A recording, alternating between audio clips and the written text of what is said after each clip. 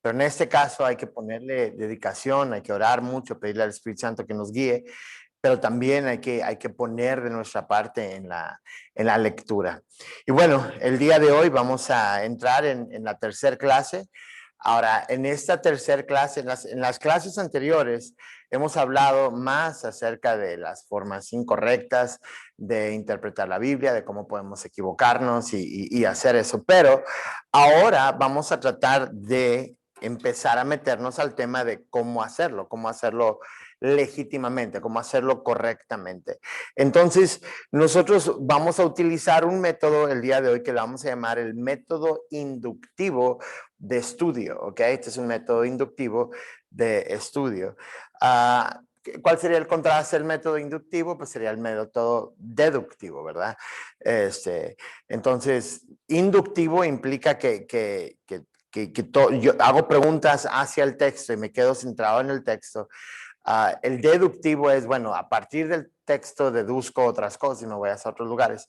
Pero para estudiar la escritura vamos a utilizar esto y vamos a utilizar prácticamente un mapa que vamos a usar para una interpretación correcta o cuatro pasos en este caso que nosotros vamos a hacer. El primer paso, vamos a hacer pasos para la interpretación de la Biblia, ¿ok? Entonces, el primero que vamos a hacer le vamos a llamar observación. Observación, ¿ok? Ese es el primer paso. Como ya hemos mencionado hasta ahorita, les hemos dicho que cuando estamos estudiando la escritura no podemos nada más llegar y leer y aplicar, que ese es el error que muchos cometen. Tenemos que hacer todo un viaje, tenemos que hacer nuestra estructura. Ahora, para comenzar nada más decirle que en el término de hermenéutica es una palabra que se usa en todos los campos de la ciencia.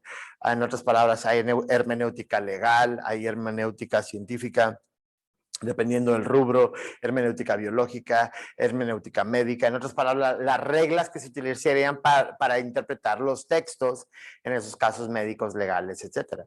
Pero nosotros estamos haciendo hermenéutica bíblica, que eso es lo que nosotros estamos haciendo. Entonces, para la hermenéutica bíblica tenemos que hacer este viaje de cuatro pasos. El primer paso es el paso de la observación. Y vamos a dejarlo ahí, ¿ok? Porque ahorita bueno, se los menciono los cuatro y luego ya después ahorita regresamos. Primero sería la observación, la segunda sería la interpretación, el tercer paso sería el análisis teológico y el cuarto paso, la aplicación. ¿Ok? Paso número 1, observación. Paso número 2, interpretación. Paso número 3, el análisis teológico. Y paso número 4, la aplicación. Entonces, si nosotros no hacemos bien estos pasos, entonces vamos a llegar a muchas conclusiones erróneas. Entonces, hoy vamos a tratar de meternos en este punto. Ahora, antes de iniciar la parte de la observación, quiero leerles una historia, una anécdota de un maestro y un alumno.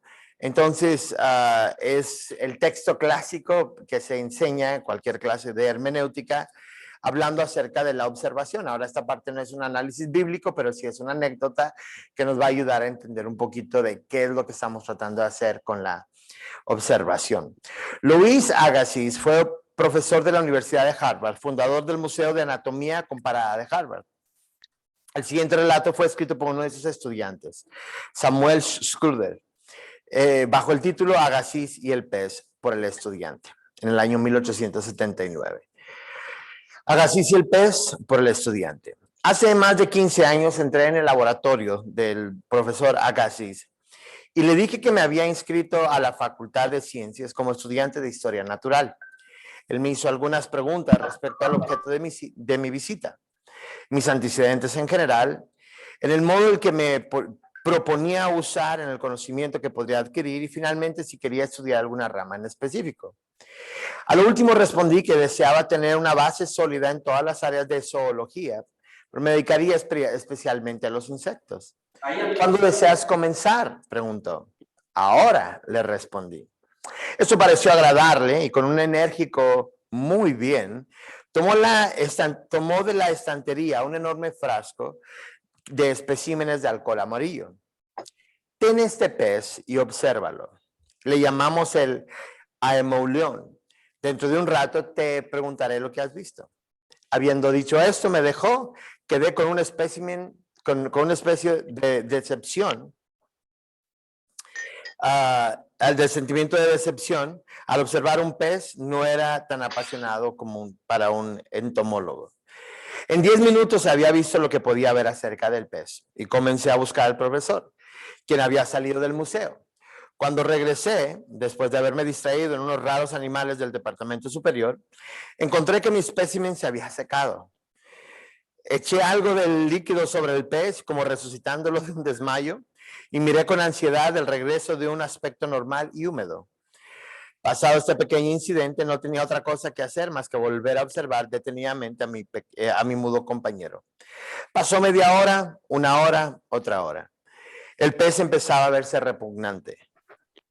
Lo volteé de un lado a otro, miré su cara asquerosa, desde atrás, por abajo, por arriba, al costado, un panorama de 3/4 igual de asqueroso.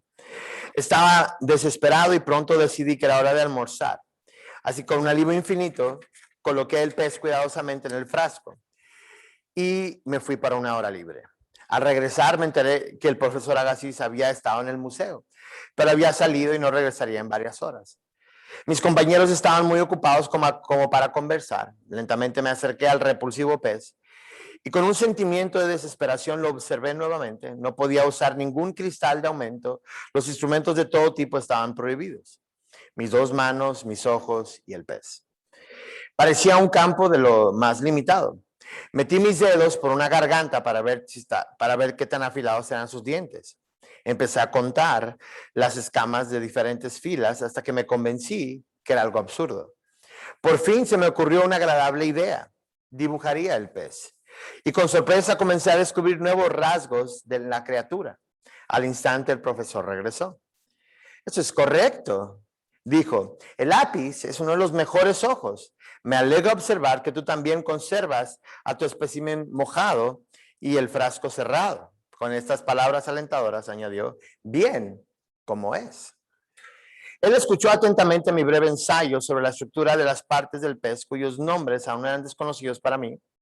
Los arcos bronquiales, el opérculo móvil, los poros en la cabeza, los labios carnosos, sus ojos sin párpado, su línea lateral, las aletas espinosas, la cola bifurcada, el cuerpo comprimido y arqueado. Cuando terminé, aguardó como si esperara más. Y luego, con un aire de decepción, ¿no has observado cuidadosamente? Prosiguió. ¿No has visto uno de los rasgos más sobresalientes del animal? Y está tan claro ante ti como el pez mismo. Vuelve a mirar, mira más. Y con eso me dejó a mi miseria. Estaba herido, mortificado. Tenía que seguir estudiando ese miserable pez, pero ahora me entregué a la tarea y descubrí una cosa nueva tras otra, hasta que entendí lo justo que había sido la crítica del profesor. La tarde pasó rápidamente y cuando llegó a su fin, el profesor inquirió, ¿todavía no lo ves? No, le respondí. Estoy seguro que no, pero ahora me doy cuenta de lo poco que había visto antes. Eso está muy bien, dijo él. Pero no quiero escuchar más por ahora. Guarda tu pez, regresa a tu casa y quizá tendrás una mejor respuesta mañana. Hablaremos antes de que mires el pez. Esto era desconcertante. No solo debía pensar en mi pez toda la noche, estudiarlo sin poder verlo, para encontrar sus rasgos más visibles pero desconocido. Y además, sin poder repasar mis nuevos hallazgos, tendría que dar una exacta explicación sobre él el día siguiente. Tenía una mala memoria. Así que caminé a mi casa por el río Charles distraído por esos 2 problemas. El cordial saludo del profesor la mañana siguiente fue reconfortante. Aquí estaba un hombre que parecía tan ansioso como yo de que yo pudiera ver por mí mismo lo que él había visto. ¿Quiere quizá decir, pregunté, que el pez tiene 2 lados simétricos con órganos en pares? Su completamente satisfecho, por supuesto, compensó las horas de desvelo de la noche anterior. Después de que hablara alegre y entusiasmadamente, como siempre lo hacía, sobre la importancia de este hecho, me atreví a preguntarle qué debía hacer ahora. O continúa observando el pez, dijo, y fue dejándome a mis propios recursos. Pasado un poco más de una hora regresó y escuchó otra vez mi catálogo. Eso es bueno, repitió, pero ahora no es todo, continúa. Y durante 3 largos días colocó ese pez frente a mis ojos, prohibiéndome mirar otra cosa o usar cualquier otra ayuda artificial. Mira, mira, mira, era su repetido encargo. Esta fue la mejor lección de entomología que he recibido. Una lección cuya influencia se extendió a los detalles de cada estudio subsecuente. Un legado que el profesor me dejó, como lo hizo con muchos otros, de un valor inestimable que no todos podemos comprar, del cual no nos podemos separar. Al cuarto día, el segundo pez del mismo grupo fue puesto del lado del primero y se me pidió que señalara las semejanzas y diferencias entre ellos dos, uno seguido del otro, hasta que toda la familia estaba frente a mí y todo el grupo de frascos cubrió la mesa y los estantes circuncidantes, el olor que se había convertido en un agradable perfume. Y aún ahora, al solo ver el corcho de 15 centímetros viejos y carcomido, me trae fragantes recuerdos. Todo el grupo de homeoleones fue puesto a revisión y ya sea disecando órganos internos, preparando y examinando estructura ósea o describiendo las diferentes partes, el entrenamiento de Agassiz en el método de observar los datos, su ordenado arreglo, siempre era acompañado de una urgente exhortación a no estar conforme con esto. Los datos son cosas no tan importantes hasta que se aplican a una ley general. Y al final de 8 meses, casi con un poco de tristeza, dejé a mis amigos acuáticos y empecé a trabajar con insectos. Pero lo que gané mediante esa experiencia ha sido más valioso que años de otras investigaciones en mi especialidad. Muy bien, entonces, ¿cuál es la moraleja de la historia? Pues, ¿qué es lo que nosotros tenemos que hacer para nosotros? Es aprender a observar detalladamente la Biblia. Nosotros somos estudiosos de la Biblia, por eso se les da ese nombre a los que estudian la Biblia. Y nosotros, nuestra responsabilidad es esa, nuestra responsabilidad es estudiar lo que nos enseña la Escritura, estudiar lo que nos enseña la palabra de Dios. Entonces, para nosotros hacer estos trabajos, lo que vamos a hacer es de que vamos a dar un ejemplo, ¿ok? Entonces, vamos a un versículo que es un versículo clásico que seguramente todos aquí podrían citar. A lo mejor no todos sabrían dónde está, pero seguramente todos podrían citar este pasaje. Se los voy a empezar a mencionar, a ver si se lo saben. Si se humillara mi pueblo, sobre el cual mi nombre es invocado, y oraren y buscaren mi rostro y se convirtieren de sus malos caminos, entonces yo iré desde los cielos y perdonaré sus pecados y sanaré su tierra. ¿Cuál pasaje nos estamos refiriendo? Por favor, todos vayan ahí. Es Segunda de Crónicas, capítulo 7, versículo 14. Segunda de Crónicas, capítulo 7, versículo 14. Seguramente todos saben este pasaje, pero vamos a estudiar el pasaje, ¿ok? Entonces, lo primero que tenemos que darnos cuenta cuando estamos estudiando un pasaje es lo que estábamos enseñando la semana pasada, ¿verdad? Un texto sin contexto es pretexto. Entonces, no podemos nosotros tomar un pasaje sin estudiarlo todo. Entonces, estamos ahí en Segunda de Crónicas, capítulo 7, versículo 14.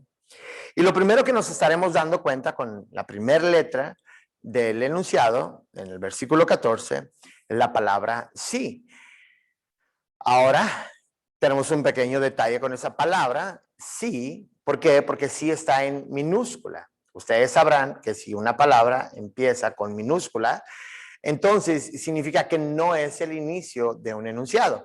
Todos los inicios de enunciados siempre comienzan con una mayúscula y este no es un error. Entonces, la Biblia no contiene errores. Entonces, como la Biblia no contiene errores, entonces, pues vámonos a ver qué es el mensaje aquí que nos enseña. Entonces, dice, si se humillara mi pueblo. Entonces, esa es la primera cosa que nosotros vemos. Si se humillara mi pueblo, sobre el cual mi nombre es invocado, y oraren y buscaren mi rostro y se convirtieren de sus malos caminos, entonces yo iré desde los cielos, perdonaré sus pecados y sanaré su tierra. Entonces, lo primero que nosotros tenemos que hacer en este pasaje es el pasaje, vamos a hacer una observación, ¿ok? Ahora, cuando nosotros estamos haciendo observación, cuando ustedes estudiaron un poquito en la secundaria y la preparatoria, tendrán que contestar las 5 preguntas cardinales, ¿verdad? Que son ¿qué? ¿Cómo? ¿Cuándo? ¿Dónde? ¿Y por qué? ¿Qué? ¿Cómo? ¿Cuándo? ¿Dónde? ¿Y por qué? Son las grandes preguntas que nosotros tenemos que hacer. Son las mismas preguntas que nosotros tenemos que hacer acerca del pasaje. Entonces voy a leer el primer párrafo que ustedes tienen aquí, ¿ok? Y ahorita vamos a estudiarlo acá al par, ¿ok? Si no tienen ahí su pasaje, entonces no van a poder entender mucho la clase. Entonces es muy importante que estén ahí en su pasaje. Y si lo pueden ver en su Biblia impresa, sería mejor. Pero también si tienen la digital no hay ningún problema. Observación. El objetivo de la observación es interrogar el texto. ¿Ok? Ese es el objetivo de la observación. Vamos a interrogar el texto. Vamos a hacerle preguntas al pasaje. Yo estudié comunicación, entonces soy comunicólogo, estudié 3 años de carrera en la Universidad Regiomontana, entonces soy licenciado en comunicación. Y en la comunicación se nos enseña una de las pues de los rubros importantes en la comunicación es el periodismo, entonces aprendes un poquito de periodismo y en el periodismo se te enseña a hacer estas preguntas, ¿verdad? Tú como un reportero tienes que hacer muchas preguntas. Entonces, imagínate que con el pasaje tú eres un reportero que está haciéndole preguntas al pasaje, ¿ok? Tú no escuchas, por ejemplo, si alguien dice, no, hombre, tú tomas la nota, ¿qué pasó? No, hombre, es que venían unas personas y de repente pasaron unas cosas que tuvieron unos efectos bien grandes, ¿ok? ¿Qué te dice eso? Pues absolutamente nada. Unas personas que hicieron unas cosas con un efecto muy grande, eso no te dice nada. Número 1, ¿quiénes son esas personas? ¿Ok? ¿De dónde venían? ¿De qué cuadra venían caminando? ¿Ok? ¿Qué traían puestos? ¿Cuáles eran los nombres de estas personas? ¿Qué estaban haciendo? Venían caminando, venían en grupo, ¿qué estaban haciendo? ¿Y por qué lo estaban haciendo? Y después de eso, ¿qué hicieron? No nada más hicieron algunas cosas. ¿Qué hicieron? A ver, golpearon a alguien, dijeron una mentira, lo mataron. ¿Qué pasó? Tienes que hacer las preguntas. ¿Quién vio eso que ocurrió? Y después, ¿cómo es que lo percibieron? ¿Hubo testigos? ¿No hubo testigos? Entonces, eso es lo que tú tienes que aprender a hacer. Tú tienes que aprender a... Y eso yo le llamaría esta frase, ¿ok? La parte de la... En la observación vamos a hacer esta, una verificación.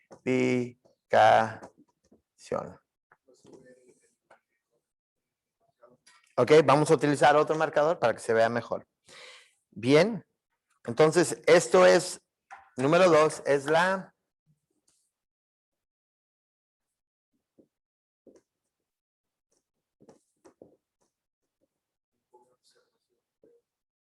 Ok. Oh.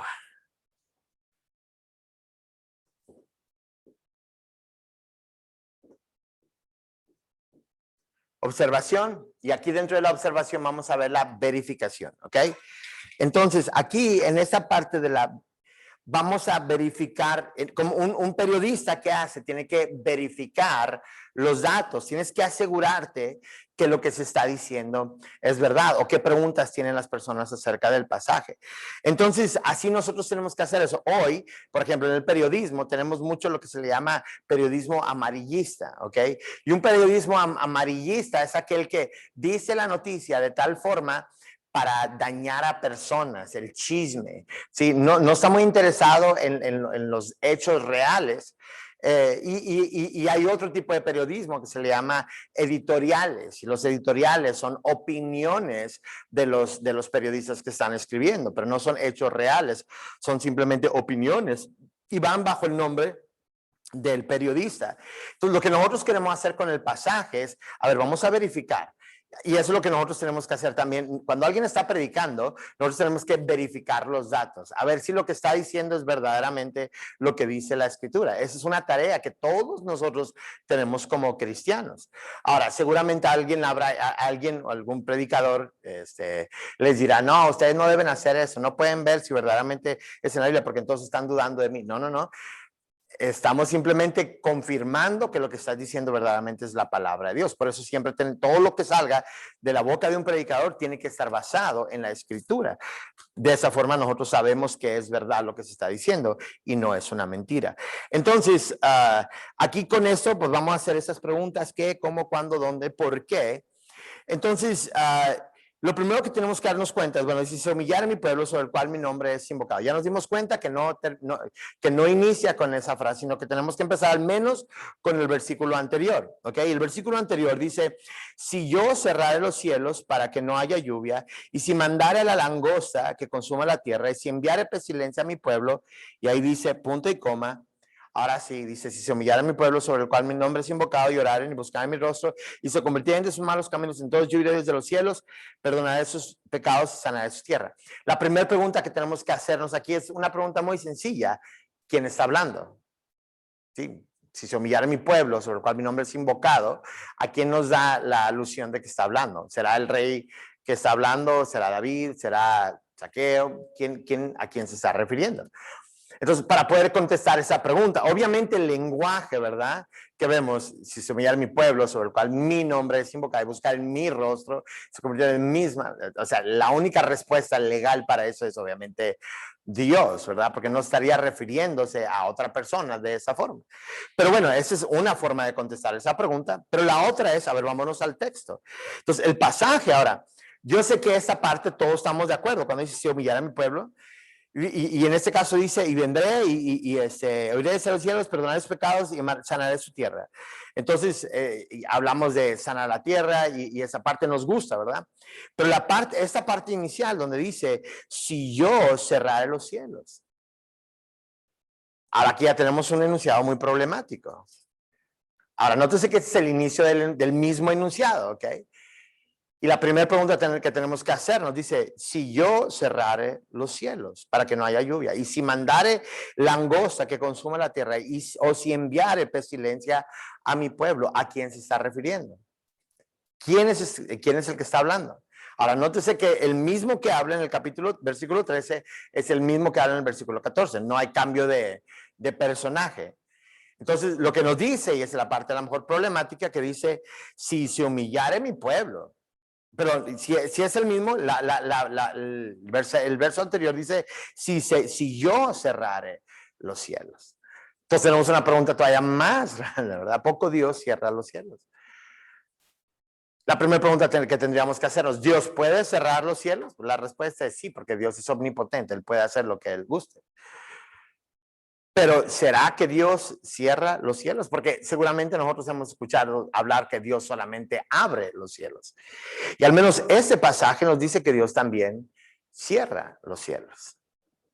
Eso es lo que dice el pasaje. No nos vamos a pelear aquí con el pasaje. Si alguien tiene una bronca con el pasaje, pues peleese con el pasaje, ¿verdad? Pero dice, la respuesta es aquí: o sea, si yo cerrare los cielos. En las palabras, cuando Dios quiere cerrar los cielos, Él los puede cerrar. Y seguramente lo ha hecho. Y lo ha hecho sobre su pueblo. Entonces, no pensemos que Dios dice: no, Dios nada más puede hacer esto. Dios nada más puede, al menos este pasaje nos dice: Dios, así como Dios puede abrir los cielos para que caiga y derrame bendición, también Dios puede cerrar.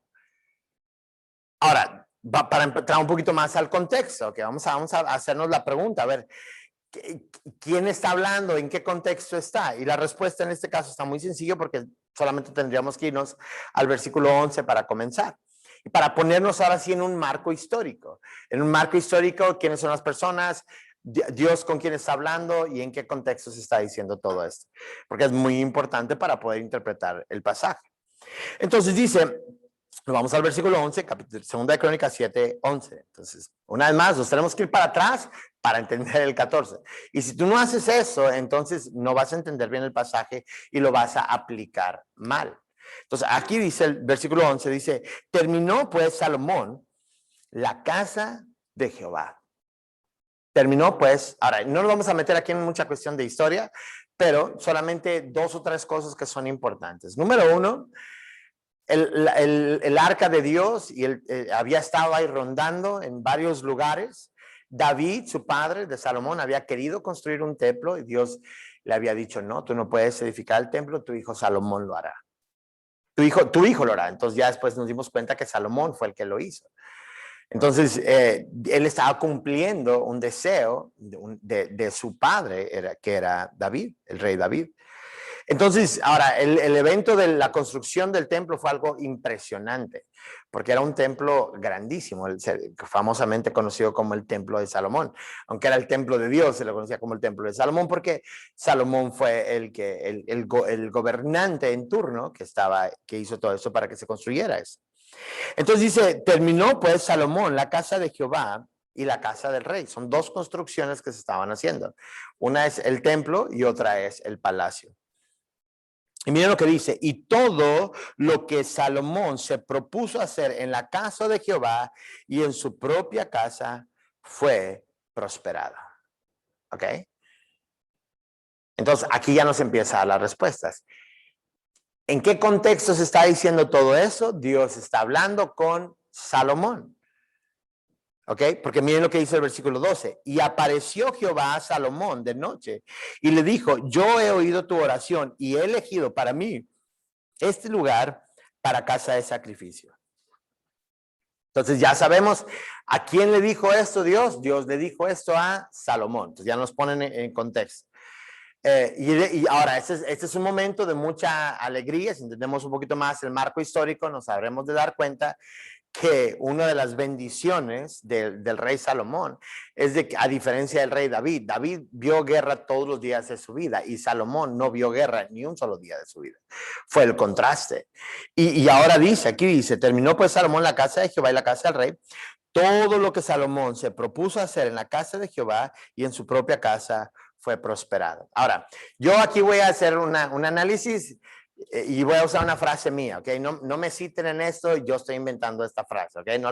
No la usen ustedes, pero para poder explicar, ¿verdad? Yo le llamaría a eso lo que algunos dirían un pasaje matón, ¿verdad? Esa es una frase acá del norte regia, ¿verdad? Un versículo matón. ¿Qué es eso?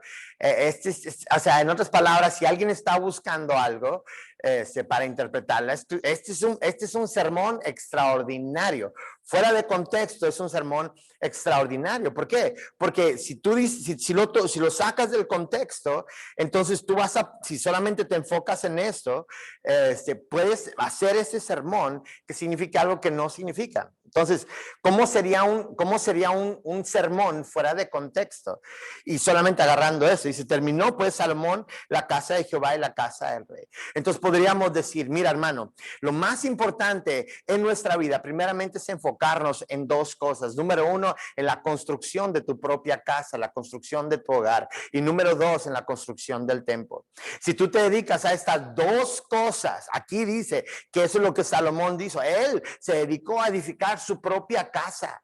Entonces tú tienes que enfocarte en tu familia, tienes que enfocarte en eso, tienes que enfocarte en aquello. Y luego, pero no solamente eso, hermano, tú tienes que enfocarte económicamente para dar hacia la casa de Dios. Porque ¿qué tenemos que hacer nosotros construyendo nuestra propia casa sin estar construyendo la casa de Dios?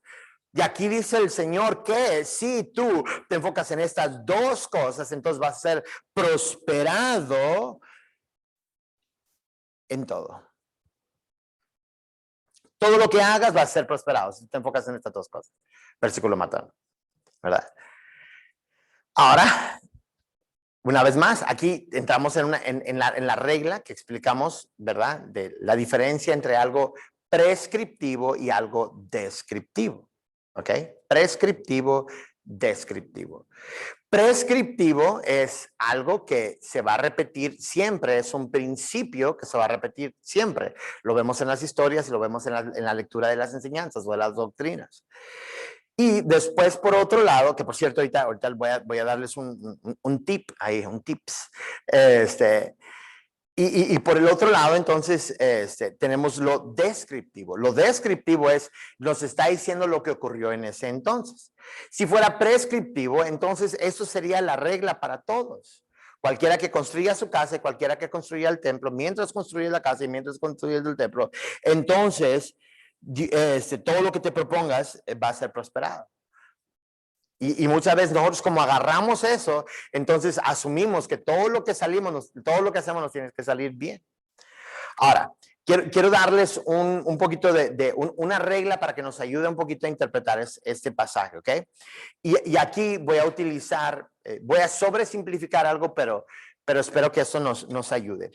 En la escritura vamos a encontrar muchos tipos de literatura. Ustedes se van a dar cuenta, ya vimos sapiencial, profecía, historia, etcétera, etcétera.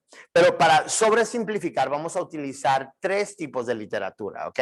Como que para sobresimplificar. Vamos a poner por un lado historia, poesía y doctrina. Historia, poesía y doctrina. Ahora, esto es muy importante porque aquí estamos empezando a tomar una referencia en cuanto a cómo vamos a interpretar las cosas. Entonces, si yo les pusiera estas 3 palabras, ustedes tendrían, yo les diría a ustedes, pongan estas palabras en orden de importancia. Ahora, ¿a qué me refiero con historia, poesía y doctrina? A pasajes en la escritura, este que acabamos de leer, caería bajo ¿cuál categoría? ¿Alguien me podría decir cuál sería? Pues claro, historia. No es poesía, es historia. No es doctrina, es historia. Ahora, hay un sermón ahí adentro que sí es clave, que lo podríamos tomar como doctrina, pero en general es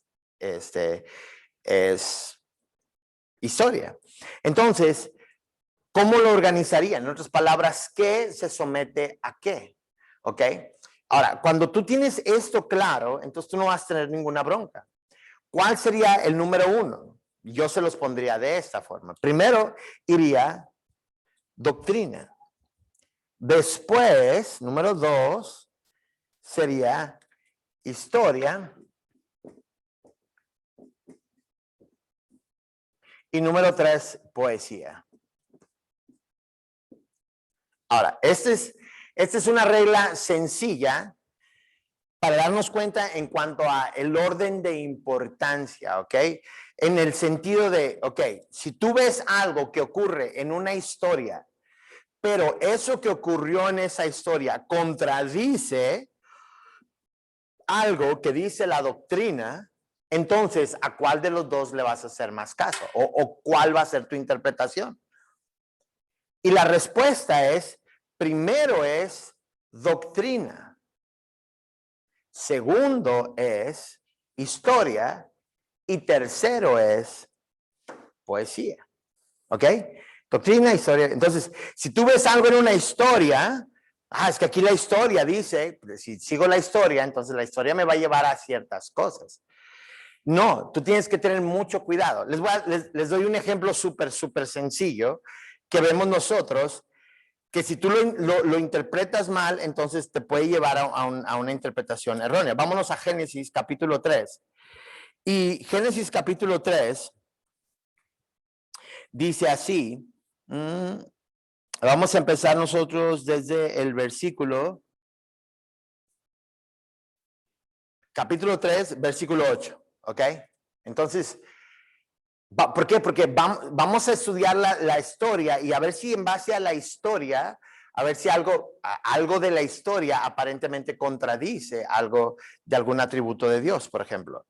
Entonces, estamos nosotros en Génesis capítulo 3, versículo 8. Y oyeron la voz de Jehová que se paseaba en el huerto en el aire del día, y el hombre y su mujer se escondieron de la presencia de Dios. ¿Sí? De la presencia de Jehová entre los árboles del huerto. Okay, entonces, vamos a suponer eso, vamos a hacer varias preguntas. Entonces, oyeron la voz de Jehová que, ahora recuerden que aquí acaban de pecar, entonces se están escondiendo y dice, y oyeron la voz de Jehová que se paseaba en el huerto al aire del día, y el hombre y la mujer se escondieron de la presencia de Dios entre los árboles del huerto. Mas Jehová llamó al hombre y le dijo, ¿dónde estás tú? Entonces aquí tenemos 2 preguntas. La primera pregunta que tendríamos que hacernos es, ellos se escondieron de Dios. ¿Ok? Pregunta, Pregunta, ¿te puedes esconder de Dios? Si nosotros decimos, es que la historia ahí, la forma en que dice la historia, la forma en que narra de Dios, a mí me haría pensar que uno se puede esconder de Dios, porque ahí dice, se escondieron de la presencia de Dios. Porque la historia, aparentemente la historia te dice es que se escondieron de la presencia de Dios. Ahora, ¿te puedes esconder de Dios? Y la respuesta es, pues no, no te puedes esconder de Dios. ¿Por qué? Porque Dios es omnisciente, ¿verdad?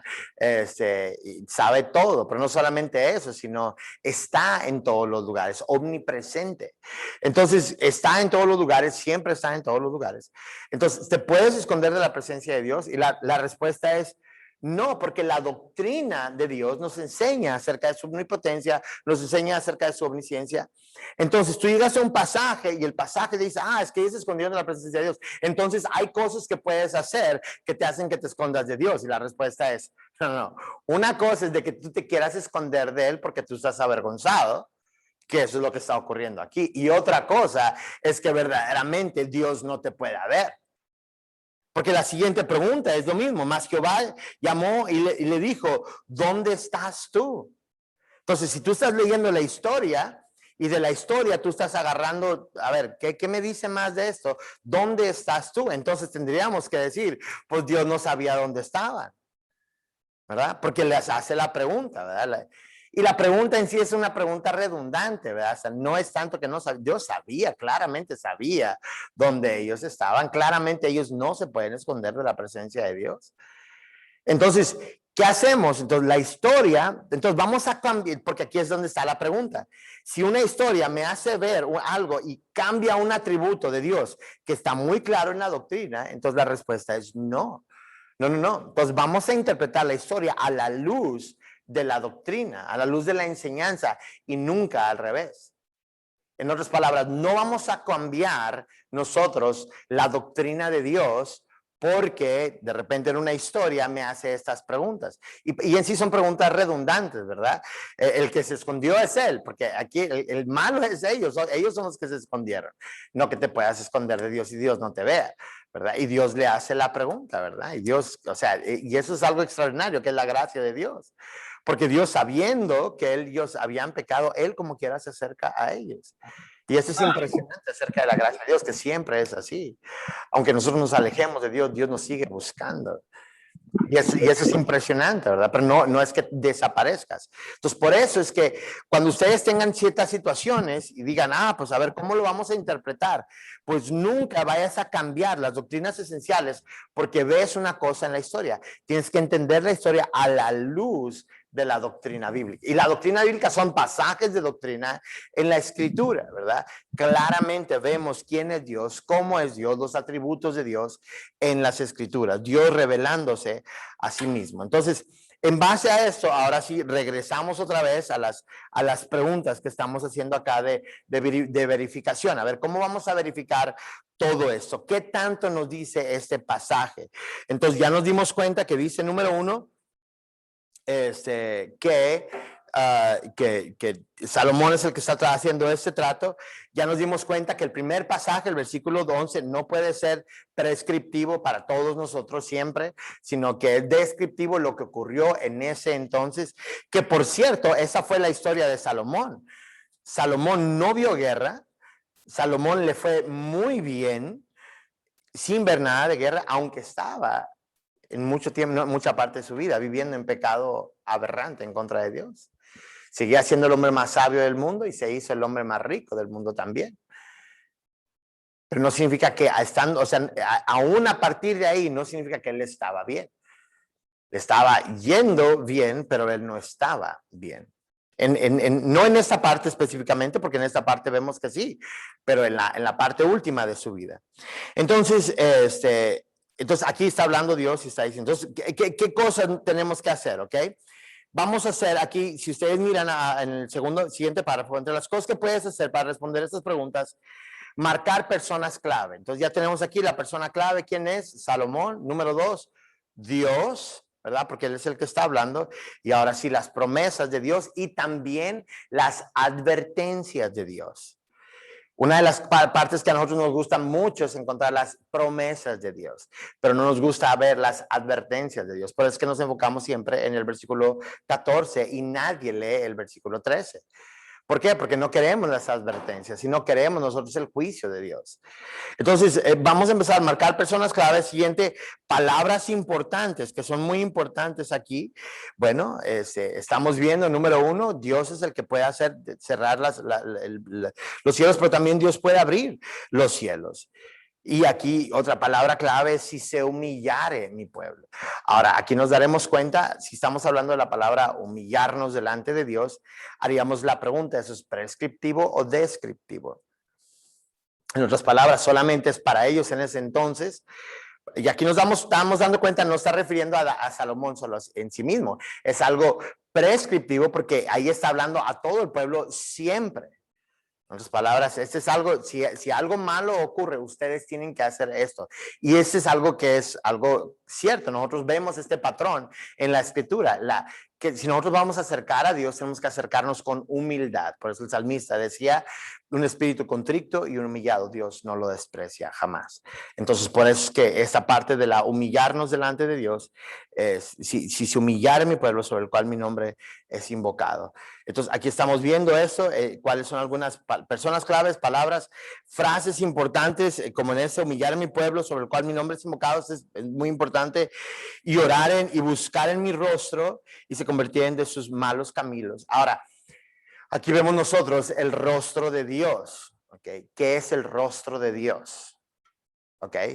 Y aquí les voy a dar una palabra también dominguera, ¿verdad? Que es un antropoformismo.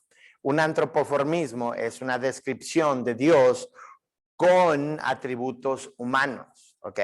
En otras palabras, no es que Dios sea un humano, sino es que nosotros usamos los elementos humanos para describir un poquito acerca de Dios.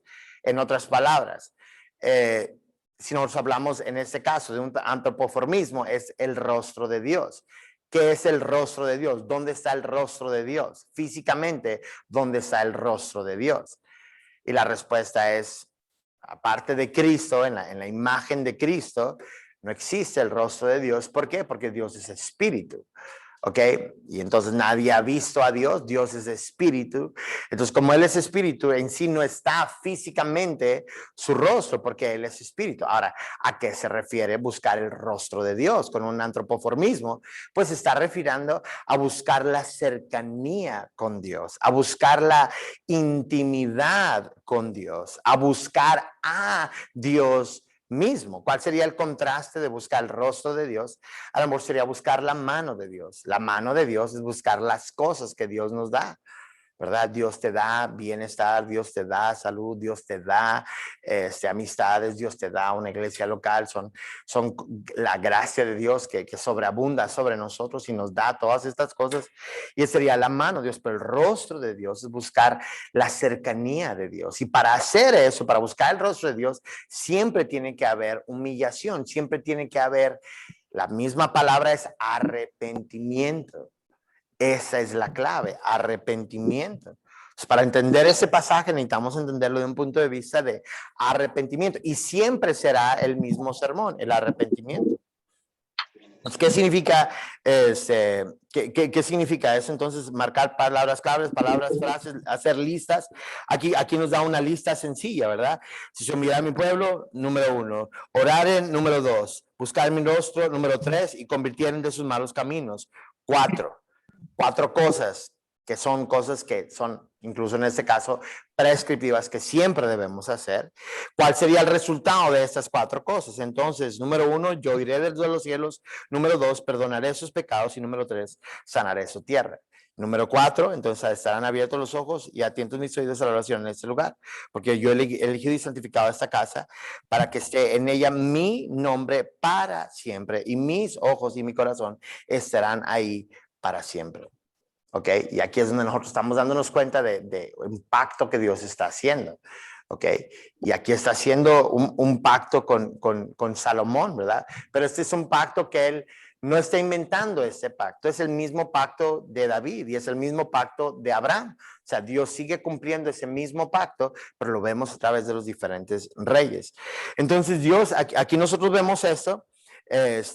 Estamos viendo aquí entonces hacer listas, buscar contrastes. En este caso ya nos dimos cuenta, si nosotros hacemos esto, entonces sería el resultado de esto. Comparaciones, unas expresiones de tiempo, ya nos dimos cuenta en qué tiempo y espacio, qué ubicación geográfica está, y obviamente es en la ciudad de David, que es Jerusalén. Entonces, todo esto estamos viéndolo porque es donde se hace todo eso. Estamos haciéndole preguntas a esto. Entonces, si le siguen ahí, todo esto nos ayuda a interrogar el texto, a fin de que tengamos una rica comprensión de lo que dice el texto, ¿ok? Y en el texto, observar patrones en el texto, comparaciones, contrastes, paralelismos. Una comparación es una comparación en este mismo caso. Aquí no necesariamente hay una comparación, pero sí un pequeño contraste en el de, número uno, sí, Dios cierra, entonces por el otro lado Dios abre. Entonces ahí vimos el contraste. Un paralelismo es un pasaje paralelo. Estoy hablando muy rápido, sí, perdón. Mover un poquito más lento, como que hay mucho que decir, entonces yo agarro como que, no sé, perdón, ¿me perdonan? Va a tomar 10 segundos. 1, 2, 3, 4, 10. Pero vamos a tratar de irnos un poquito más. Aquí tienen sus notas, ¿ok? Entonces aquí vienen. Entonces estamos haciendo eso. Entonces en el texto tenemos que observar patrones en el texto. La segunda idea que dice aquí, marcar o conectar cualquier conector que veas. Por ejemplo, en este caso vemos si se humillar mi pueblo. Ese es un conector con el versículo anterior. ¿Ok? Y con el siguiente, con el siguiente versículo. O sea, todo está conectado. En este caso podemos ver otros conectores como a propósito de, a fin de que, por tanto, pero, etc. Entonces tú tienes que preguntarte, a ver, ¿por qué está este conector en este versículo, en esta posición? Y entenderlo, ¿ok? Otra cosa que debes hacer cuando estás haciendo una observación, dice, anotar cualquier conexión que veas con otros pasajes de la Escritura. Este es lo que nosotros conocemos un pasaje paralelo, que por cierto, la regla de hermenéutica para esto sería, y esto escríbanla por favor, como que ya la vamos a volver a ver la siguiente semana, pero la regla para esta sería, la Biblia se interpreta a sí misma, ¿ok? La Biblia se interpreta a sí misma. En otras palabras, tú vas a usar la misma Biblia para interpretar la Biblia. No necesitamos otros elementos más allá, fuera de la misma escritura. Hay una parte que no me queda clara y otra parte entonces que sí nos puede aclarar ese punto. Entonces aquí, por ejemplo, hay algunos pasajes que tú creas que tienen alguna conexión. Mencionamos ahorita Salmo 51, ¿verdad? Que un espíritu, que Dios... si un espíritu contrito y humillado, él no lo desprecia jamás. Entonces estamos viendo acerca de la humillación y podemos hablar de muchos otros pasajes acerca del arrepentimiento y acerca de la búsqueda de Dios y acerca del alejarnos del pecado. Esta es una cuestión repetitiva, siempre es un patrón en las escrituras. Siguiente es anotar cualquier alusión de tiempo y que ya lo vimos. Siguiente es anotar las preguntas que puedan tener. Ok, tú estás estudiando este pasaje y tú puedes decir, ok, a ver, ¿qué preguntas tengo yo acerca de esto? Número uno, a lo mejor yo haría la pregunta, ¿por qué Dios cerraría los cielos? Sería una pregunta que yo me haría. Ok, y cuáles son algunas veces donde vimos que Dios cerró los cielos. Tendríamos que ir a Éxodo y tendríamos que en Egipto, etcétera. Hay muchas porciones donde vemos que Dios cierra los cielos. Otra pregunta que yo diría, a ver, ¿qué significa humillarnos delante de Dios? Porque una cosa es humillarnos delante de Dios y otra cosa es humillarnos delante de nosotros mismos, por ejemplo, o una falsa humildad. En este caso, ¿qué implica si nos humillarnos delante de Dios? Porque, y aquí tendríamos que ir a la pregunta de una cosa es humillarnos delante de Dios y otra cosa que Dios nos humille, que cualquiera de las dos cosas son dos cosas buenas. Una cosa es menos dolorosa que otra, humillarnos delante de Dios, nosotros ir a Dios, pedirle perdón, y la otra es que Dios trate con nuestro pecado de una forma pública y vergonzosa.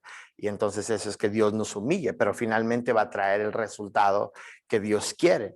Entonces, son preguntas que yo tendría acerca del pasaje. A ver, ¿qué otras preguntas tendría la iglesia acerca de esto? Bueno, ¿qué significa buscar el rostro de Dios? A ver, vamos a definir eso. ¿Qué es buscar el rostro de Dios? ¿Cómo sería buscar genuinamente el rostro de Dios?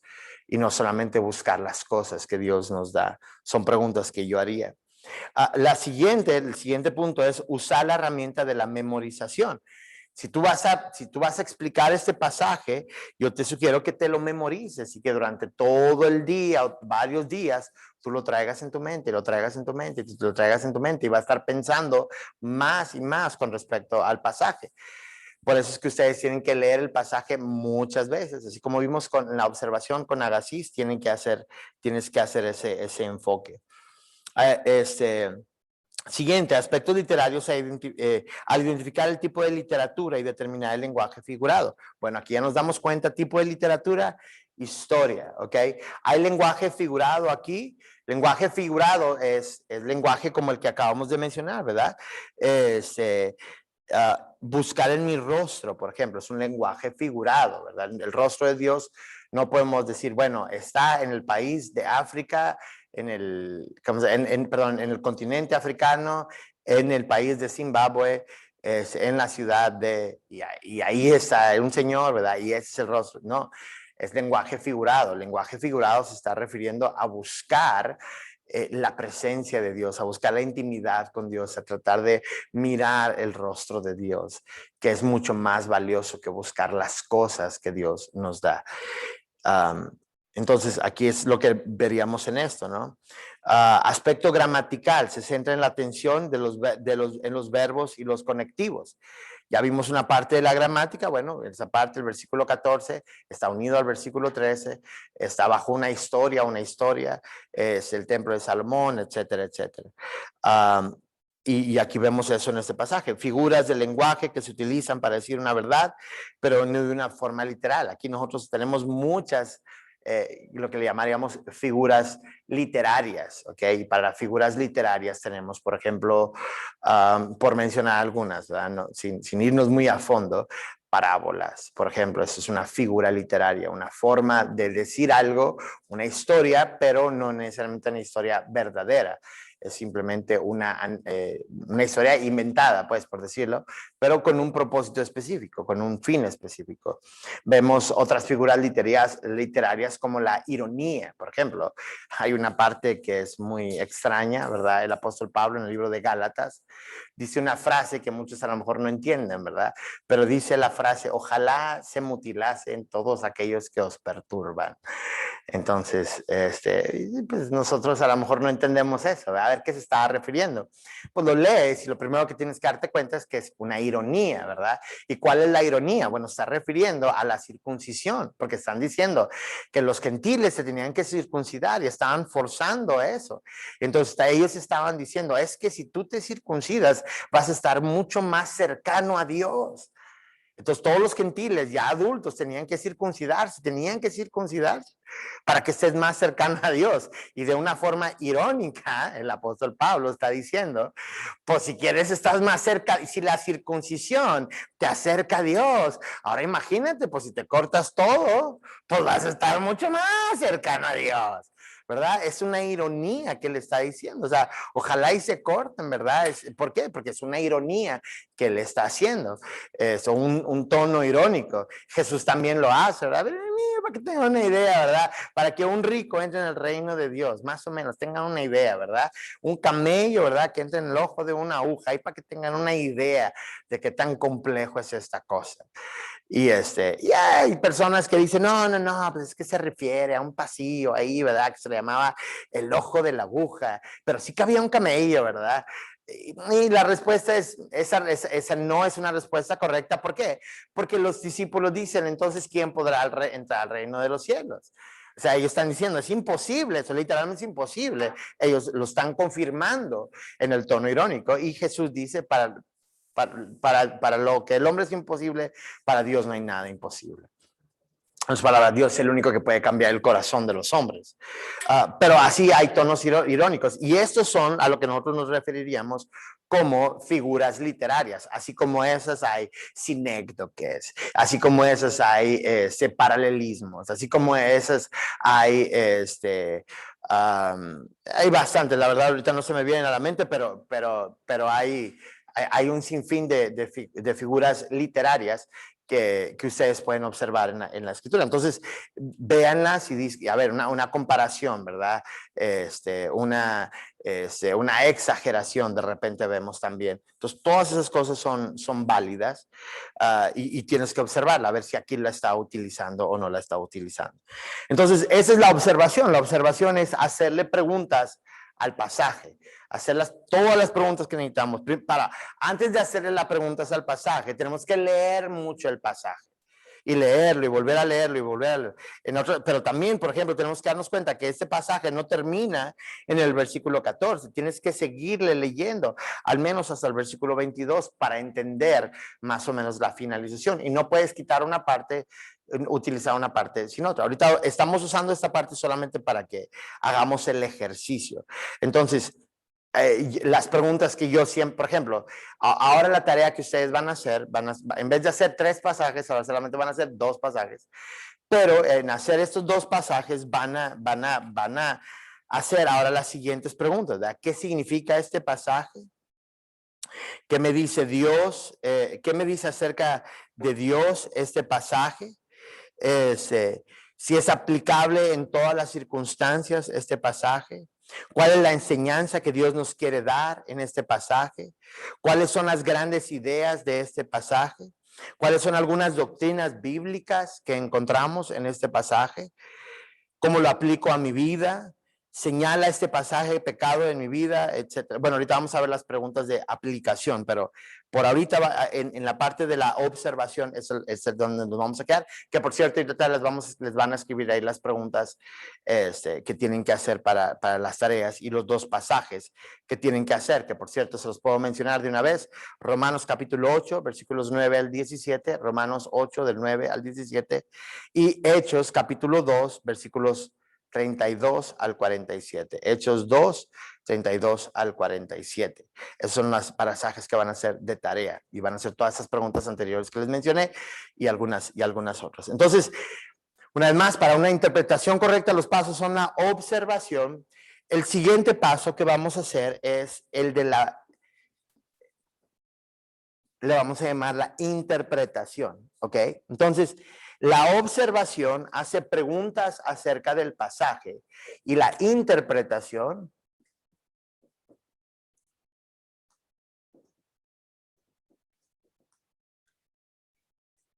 esto es, llamémosle así, para descubrir el principio o la verdad o la doctrina eterna, ¿ok?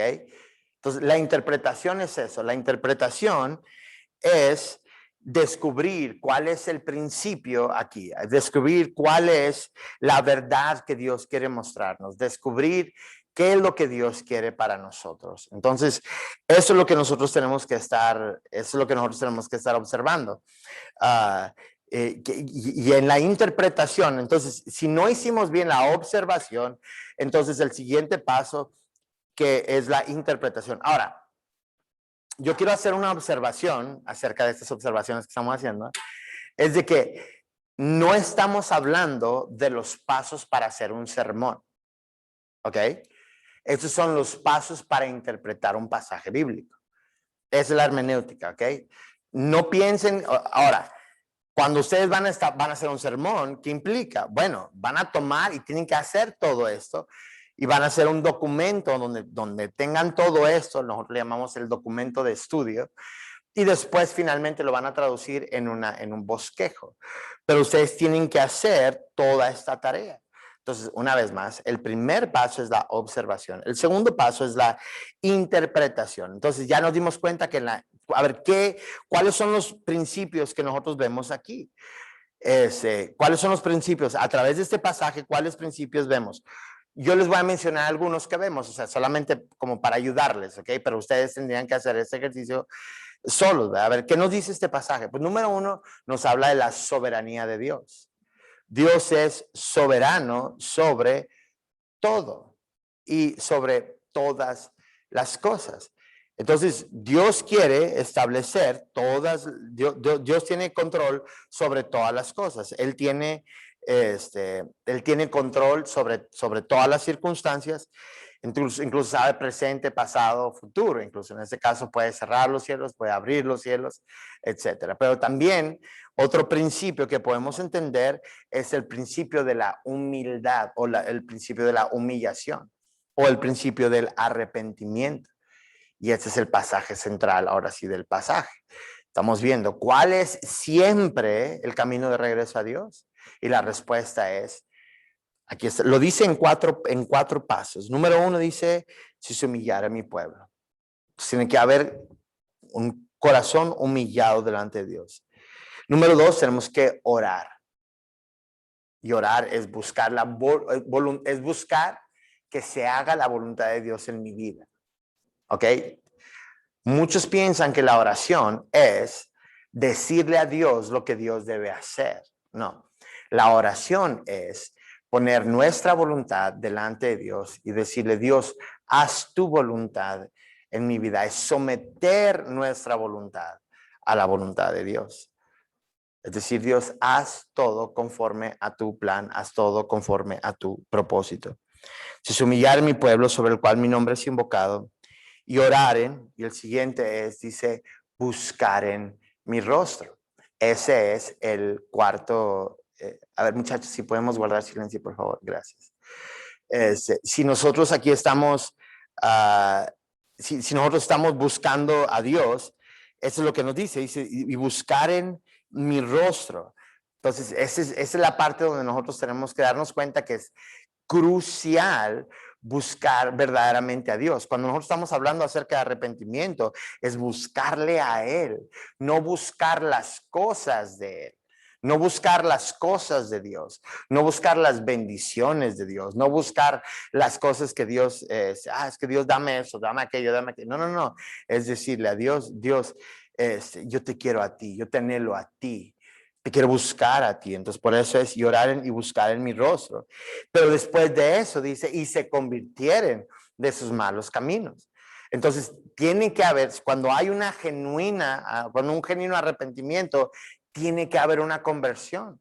En otras palabras, tiene que haber un cambio en nuestra vida. Se convirtieron de sus malos caminos. Entonces estamos dándonos cuenta que estas implicaciones son grandes. No solamente es un arrepentimiento ahorita, es un arrepentimiento que provoca literalmente un cambio, un giro de 180 grados y irnos en la dirección contraria a la que estábamos yendo, si era una dirección contraria a la voluntad de Dios.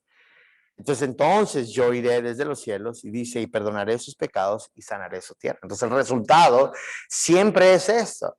El resultado es Dios perdona nuestros pecados y Dios sana nuestra tierra. Ahora, ¿qué implica sanar la tierra? Bueno, tendríamos que hacer todo un estudio acerca de qué implica que esté la tierra sanada. Entonces, en cuestión de la interpretación, vamos a dejarlo ahí solamente porque es como darnos cuenta un poquito del viaje que tenemos que hacer. Entonces, ya nos damos cuenta de la observación. Número dos, la interpretación, y aquí es ver cuáles son los principios de las verdades que Dios tiene. Y número tres, le llamaríamos el análisis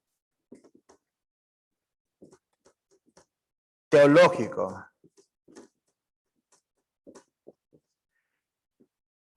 Ahora, aquí no podemos hacer mucho en esta clase, ¿ok? Solamente voy a poder explicar un poquito, pero en sí no podemos hacer mucho. ¿Por qué?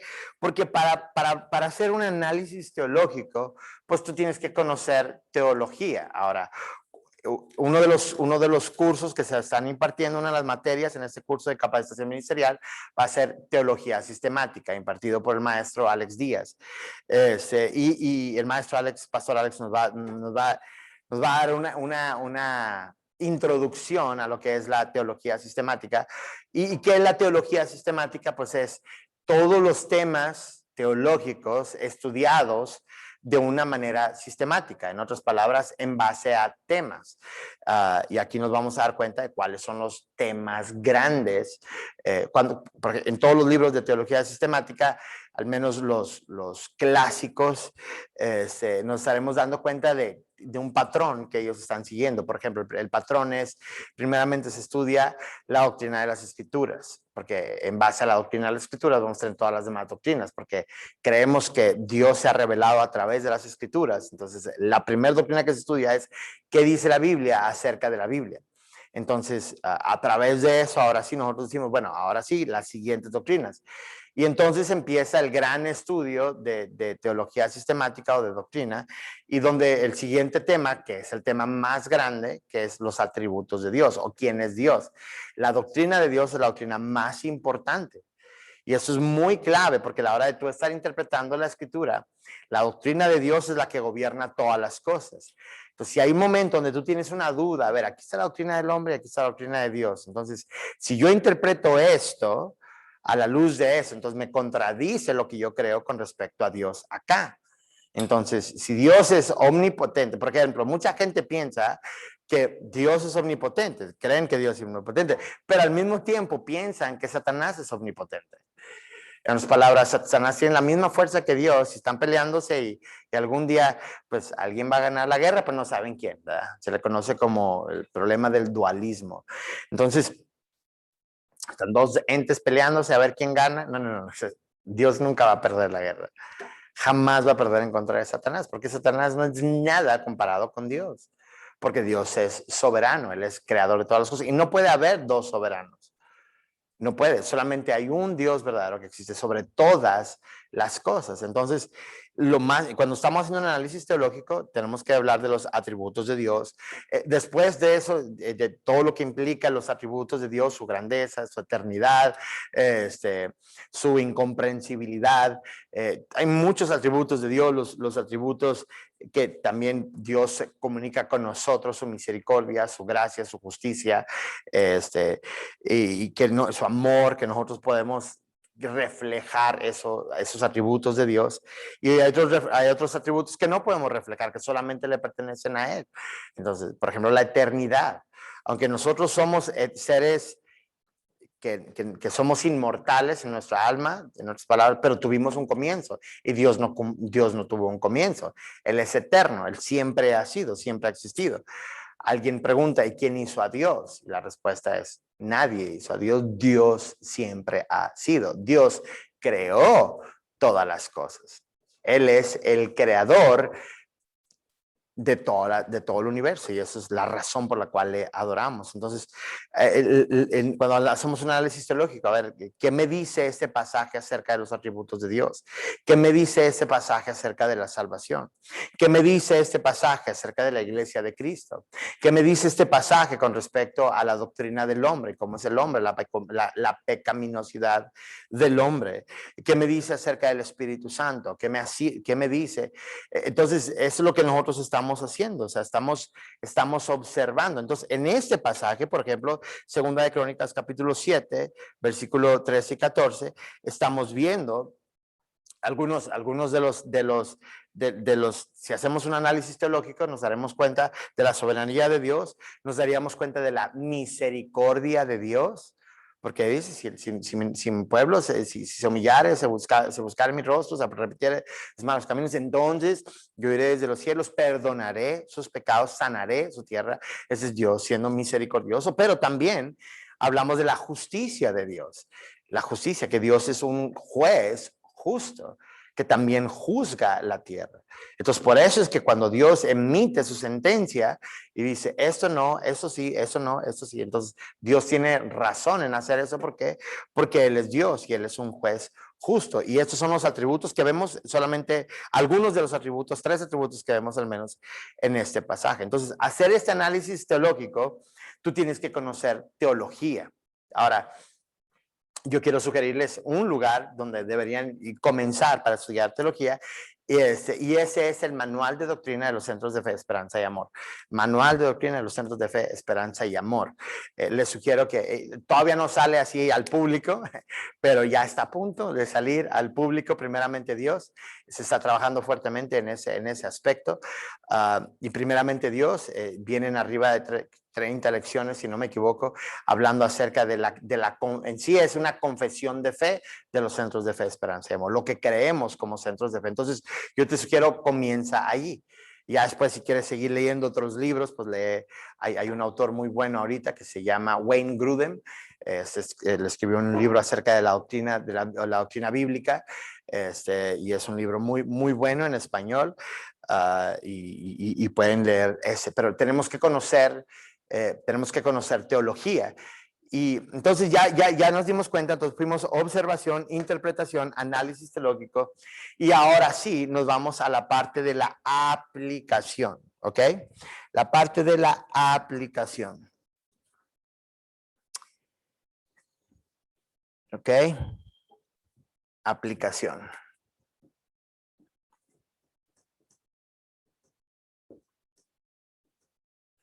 Ahora, solamente quiero decirles que todos estos temas que estamos viendo, estamos tratando de resumirlos, ¿verdad? Entonces, como que nos da una sensación de, es que faltó más, ¿verdad? Falta explicar más esto y falta más ejemplos de esto y falta más. Y la respuesta es sí, sí, sí. Y para eso vénganse a estudiar la escuela bíblica, ¿verdad? Porque aquí podemos dedicarle más tiempo a eso. Pero ahorita en un curso como estos, lo único que podemos hacer es como dar introducción a cada uno de estos aspectos. Pero bueno, al menos ya les está dando un norte, un camino que ustedes deben seguir, y espero que eso les pueda ayudar a ustedes. Les está dando un norte para que podamos hacer una correcta interpretación. Entonces, ahora sí, ya que fuimos a la observación, a la interpretación, al análisis teológico, ahora llegamos con la aplicación. Y ahora, nótese que no puedes saltarte de la lectura a la aplicación. Porque si tú lo leíste nada más el versículo 14 y no leíste todo lo demás, el contexto, y no hiciste las preguntas, entonces luego te vas a ir por un lado, ¿verdad? Pero entonces el error de muchos es leer y luego querer aplicar, leer y luego querer aplicar. Tienes que hacer todo lo demás para poder aplicar correctamente, si no vas a aplicar mal. ¿Por qué? Porque entendiste mal el pasaje. Y sí, hay muchas veces que nosotros leemos una parte solamente del pasaje, ¿verdad? Y no entendemos todo lo demás. Entonces, en la parte de la aplicación, aquí nos vamos a dedicar un poco de tiempo a esto. ¿Cuál es? Número 1, dice aquí, la aplicación, hay algunas cosas que nos impiden aplicar la escritura y es importante considerarlas. Entonces, primero vamos a ver cuáles son algunas razones por las cuales la gente no hace una correcta aplicación. Número 1, ¿cuáles son algunas de estas razones? Número 1 es no entenderla bien. Entonces, es cierto, si no entiendes bien la Biblia, entonces no la vas a aplicar bien. Entonces, para esto significa, pues hay que leerla y leerla y leerla y leerla y leerla y leerla y meditarla y estudiarla y pedirle al Espíritu Santo que nos guíe. Y entonces tenemos que darle eso. Entonces, pero si no la entiendes bien, vas a aplicarla mal. Muchas veces nosotros hacemos esto, que solamente agarramos una parte de la frase y ya nos ignoramos toda la parte de más, ¿verdad?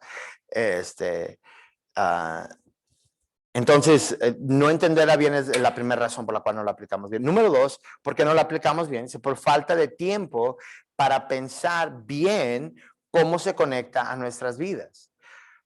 Entonces, si tú no le dedicas tiempo para pensar bien cómo se conecta a nuestras vidas, una vez más, ya les mencionamos que para hacer todo eso necesitamos tiempo. Y la parte de la aplicación necesitamos dedicarle tiempo. Y recuerdo alguna vez Tim Keller Timothy Keller haciendo una explicación acerca de la aplicación en un taller de predicación que le estaba dando. Dice que un ejercicio que una vez él estaba haciendo es que le dedicó mucho tiempo a la aplicación y se dedicó a llamarle, iba a hablar acerca de la mentira y del robo. Entonces, él, pues en vez de dejarlo nada más ahí, hizo una entrevista personal con personas de todas las diferentes profesiones que él conocía en la iglesia. Había médicos, había licenciados, había constructores, había albañiles, había todo tipo de personas, ¿verdad? Entonces les preguntaba, a ver, ¿cómo es que la gente normalmente podría robar en un banco? ¿Verdad? Alguien que se dedica al banco. No, pues es que diciendo ciertas cifras y en este rubro, no, pues cambiando las cifras de las ventas, ¿verdad?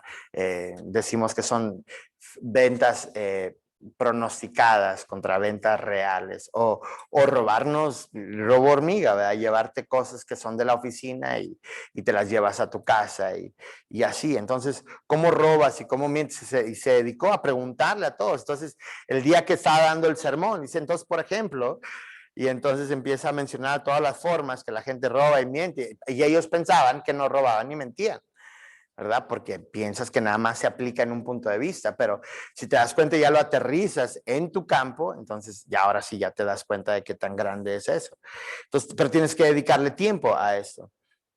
Siguiente, que esta es la parte difícil, es con falta de voluntad para considerar el pecado en nuestras vidas. Al ver el trabajo de la Biblia como una afirmación en lugar de cambiarnos.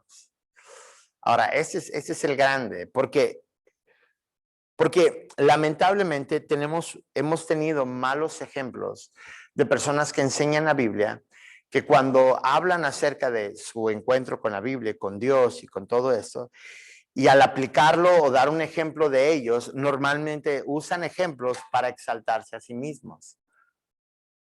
Y ese es el grave problema. En vez de ver, a ver, ¿qué me está diciendo la Biblia? Y reconocer dónde yo estoy mal. ¿Cómo me puedo arrepentir de esto? En vez de eso, ellos miran la Biblia y están viendo cómo ellos se afirman. Y como ellos, entonces terminan hablando y diciendo cosas. Les doy un ejemplo. Por ejemplo, si quieren hablar dice aquí, dice, y oraren, ¿verdad? Y entonces empiezan a hablar. Porque déjenme les platico acerca de mi tiempo de oración. O sea, no soy yo nadie para decírselo ni para contárselo, pero bueno, es importante que ustedes lo sepan, ¿verdad? Yo oro mucho. Yo oro mucho. Y oro todos los días, de 5 a 7 de la mañana. Ese es mi tiempo de oración. O sea, alguien se puede estar enfermo, alguien puede estar ocurriendo, lo que pase, pero ese tiempo de oración yo no lo muevo, yo no lo cambio por nada, entonces ya estás hablando de tu oración. Y Jesús dice, mira, cuando ores, cállate, cierra la puerta. Cierra la puerta. Entonces, no busques la Biblia para afirmar dónde estás bien, aunque te ayudaría a decir, bueno, gracias a Dios, pero pregúntate y a ti mismo y pregúntale al Espíritu Santo, a ver, Espíritu Santo, ¿dónde yo estoy mal? ¿Dónde yo he pecado?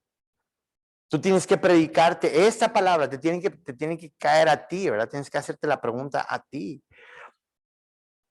Entonces tienes que tener una voluntad para considerar si hay pecado en tu propia vida. Líderes, cuando están estudiando la escritura, tienes que decir, a ver, Dios, ¿dónde estoy yo mal? Muestra un área donde yo no estoy orando. Muéstrame un área donde yo no estoy haciendo lo que es correcto. Y el Espíritu Santo te lo va a guiar. Alguien me pregunta, ¿y cómo es que el Espíritu Santo nos guía a través de esto? Bueno, pues al preguntarle al Espíritu Santo, ¿cómo podemos nosotros contestar o cómo podemos responder correctamente a esto? Siguiente, ¿por qué no aplicamos bien la escritura? Porque aplicamos la Biblia individualmente nada más, en vez de hacerlo con alguien que pueda ver las cosas en nuestra vida que nosotros no podemos ver. Aquí está una parte bien difícil. Una cosa es lo que tú consideres que tú estés fallando. Y otra cosa es, a ver, por ejemplo, pregúntale a tu esposa, mira, estoy leyendo acerca de la humildad. Yo siento que en el área de la humildad pues estoy bien, pero no sé qué pienses tú. Yo siento que soy humilde, ¿no? Y cualquier persona que dice que es humilde, no es humilde. Se cree, se cree mucho de ser humilde, entonces es un contraste, pues. Entonces, aquí tenemos que tener nosotros, hacer la pregunta, a ver, pregúntale a tu esposa, a ver, si soy humilde, ¿en qué áreas puedo crecer en la parte de la humildad? O qué parte de pecado ves en mí, acercarte con un amigo, oye, ¿dónde crees que yo estoy fallando? Entonces, este pasaje verdaderamente le preguntes a alguien más, oye, ¿cómo ves que yo no estoy cumpliendo esto? Porque es fácil ver cómo alguien más no lo está cumpliendo, pero es difícil ver dónde tú no lo estás cumpliendo. Entonces es, cierta forma, como una hipocresía, ¿no? Entonces falta aplicar la Biblia individualmente en vez de también pedirle a alguien más que nos apoye y nos ayude. Falta de introspección y honestidad es otra razón por la cual no lo hacemos. Entonces, ahora sí, ¿cuáles son las preguntas de aplicación? ¿Ok? Ahora, no se puede aplicar una vez más sin haber observado, sin haber interpretado correctamente, sin haber hecho un análisis teológico. Ahora que ya tenemos todo eso, ahora sí vamos a hacer preguntas de aplicación. Y estas son preguntas de aplicación para mí. Primeramente, para mí. Entonces, la primera pregunta de aplicación iría con eso. Se dice, señala, estamos en esta sección, ¿verdad? Señala este pasaje, pecado en mi vida, el cual yo necesite confesarme o arrepentirme. Señala este pasaje, pecado en mi vida, por el cual yo necesite confesarme o arrepentirme. En otras palabras, Dios, ¿hay algo acerca de esto? ¿Será que yo te he abandonado? ¿Será que yo estoy pecando? ¿Dónde estoy pecando, Dios? ¿Qué promesas yo te he hecho que yo no te he cumplido? Te he honrado con mi tiempo, te he honrado con mi vida. ¿Hay algo acerca de esto que yo necesite arrepentirme? Y dirás, bueno, pues no te he buscado, Dios, como lo debería hacer. Me arrepiento de eso. Yo esta semana pasada dije una mentira bien grande y me arrepiento de haberla dicho. Me estás mostrando, o sea, mi pecado, donde yo estoy mal. Si tú estás aplicando la Biblia, primero tienes que aplicarla a ti. ¿Hay algo de este pasaje? ¿Hay algo de pecado en mi vida? En otras palabras, este pasaje señala un pecado, me apunta a mí, porque aquí yo recuerdo una de las primeras veces que estábamos enseñando este curso y estaba tratando de enseñarles esto a los alumnos. Y entonces acabamos de leer un pasaje y hago la pregunta, ¿esto señala un pasaje en su vida? Y los alumnos respondieron, no, o sea, yo cumplo a cabalidad estas cosas. Pero ahora sí empezamos a hacer las preguntas. Entonces, ¿esta semana no fuiste grosero con nadie? Bueno, pero sí. ¿Esta semana honraste bien a tu esposa? Bueno, es que hay días, hermano. Esta semana fuiste fiel en tus diezmos, tus ofrendas. Pero es que la pandemia, hermano. Y es que, entonces no lo estamos haciendo bien. O sea, pregúntate a ti mismo, ¿dónde, Dios? ¿Dónde? Porque la intención de leer la Biblia es ser cambiados por Dios. ¿Cuándo es que cambiamos? Cuando aplicamos lo que acabamos de leer. Ahora, para aplicarlo tenemos que entenderlo bien, pero aquí es donde se aterriza la escritura y empezamos a ver un cambio en nuestras propias vidas. Número 2, aquí está una grande. ¿Qué suposiciones tiene este pasaje que yo no comparta? Okay. ¿Qué suposiciones tienes? Ahora, seguramente a lo mejor no entienden bien la pregunta y va de otra forma. ¿Cuáles partes de este pasaje yo no estoy de acuerdo con ellas? ¿Qué de esto no me gusta? Porque nosotros tendemos a hacer una práctica muy, pues, chapucera, por decirlo así, donde hay un pasaje que no me gusta y me lo salto nada más. Y no estoy de acuerdo y me lo salto. Entonces, incluso se nos enseña a leer la Biblia de la siguiente forma. Decimos, escoge cuál es el versículo favorito. Escoge tu versículo favorito. ¿Cuál es el versículo que más te gustó? Entonces, creemos que es más importante porque te gustó más. Y no nos vamos a los versículos a ver, ¿dónde es donde Dios te está confrontando a ti? Y ha habido muchas ocasiones en lo personal donde yo estoy leyendo la Biblia y, híjole, yo he enseñado lo incorrecto, o sea, contrario a lo que dice aquí. Entonces, cuando llega un momento donde hay una parte en tu vida donde donde lo que tú crees contradice a lo que dice la Escritura, tú tienes dos opciones: o te lo saltas y lo ignoras y con eso deshonras a Dios, o cambias de opinión. Te sometes a la Escritura y cambias de opinión. Entonces, aquí nosotros tenemos que ver si hay algo aquí en lo que dice la Biblia que no estoy de acuerdo, no me gusta, es que esta parte no está muy agradable. Y pues, aunado a eso, la siguiente pregunta: o comparta, pero no necesariamente las viva. O sea, yo sí estoy de acuerdo, pero no lo estoy viviendo. A ver, ¿cuál parte de este pasaje yo no lo estoy haciendo? Entonces, con frecuencia, no es tanto lo que la Biblia dice como lo que no dice o asume, que me ayuda a ver las formas en mi vida que yo debo cambiar. Entonces, no, la Biblia, podemos ver lo que dice, que es lo explícito, lo que explícitamente dice en la Biblia, pero también lo que está implícito en el mensaje. Aunque no lo diga claramente, está implícito en ese mensaje. Porque aquí no me dice, entonces tú, David, arrepiéntete de tus pecados, ¿verdad? Busca a Dios, ¿no? Pero sí, no lo dice así, pero sí dice al pueblo de Dios: alejarte de los malos caminos, buscar a Dios, buscar el rostro de Dios, confesar tu pecado. Entonces me lo está diciendo que eso es lo que yo debo hacer ahora. Y esa es la forma en que siempre vamos a buscar nosotros a Dios, con arrepentimiento en el corazón. Entonces, la pregunta número 4 dice: ¿hay un mandamiento que obedecer que vean en este pasaje? Ahora, aquí van algunas preguntas aunadas a esta. Entonces, ¿hay un mandamiento aquí para nosotros? Y la respuesta es sí. Pues humillarnos delante de Dios es una. Orar es otra. Buscar el rostro de Dios. Convertirnos de malos caminos. Ahí estamos viendo 4 mandamientos que Dios quiere. Dice, entonces, ¿hay un mandamiento para obedecer en este pasaje? Otra pregunta es: ¿cuáles son las formas en que no estoy obedeciendo? ¿Cuál es el pecado, Dios, con el cual yo te estoy deshonrando? ¿Cuál es el camino del cual yo debo arrepentirme? ¿Cuál es la cosa que yo debo convertirme? Bueno, yo, por ejemplo, y aquí dice, bueno, yo he sido grosero con mi esposa. Si he sido grosero con mi esposa, entonces tengo que esperar a que ella venga y me pida perdón. No. Convertirme en el mal camino es yo ir a pedirle perdón a ella. Y decirle, perdóname, por favor, porque te he tratado mal. Y el Espíritu Santo está tratando conmigo a través de su palabra que yo debo estar bien contigo. Y debo cuidar y te debo honrar, y no lo he hecho. Te he deshonrado porque te he tratado mal. He sido áspero y duro contigo. Perdóname. ¿Me perdonas? Eso es lo que el Espíritu Santo te está diciendo. ¿Cuál es el lado que tú estás así, que estás cumpliendo o no estás cumpliendo? Y bueno, si tú dices, bueno, ya sé qué es lo que tengo que hacer. Y aquí la siguiente pregunta es: ¿qué me impide obedecerlo correctamente? A ver, ¿por qué no quiero ir? Y seguramente tú puedes decir, es que estamos en tiempos de pandemia, hermano, es sana distancia, entonces por eso es que no me puedo acercar ahorita con mi esposa por la sana distancia.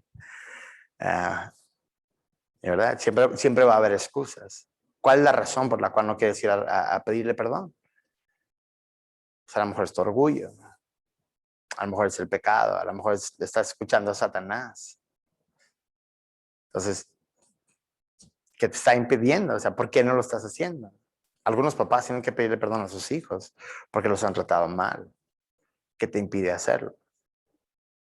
Entonces, ¿cómo es que la Biblia tiene que aplicarse a ti, la pregunta para ti, ¿por qué por qué no lo quiero aplicar? ¿Qué me está deteniendo? ¿Verdad? La vergüenza.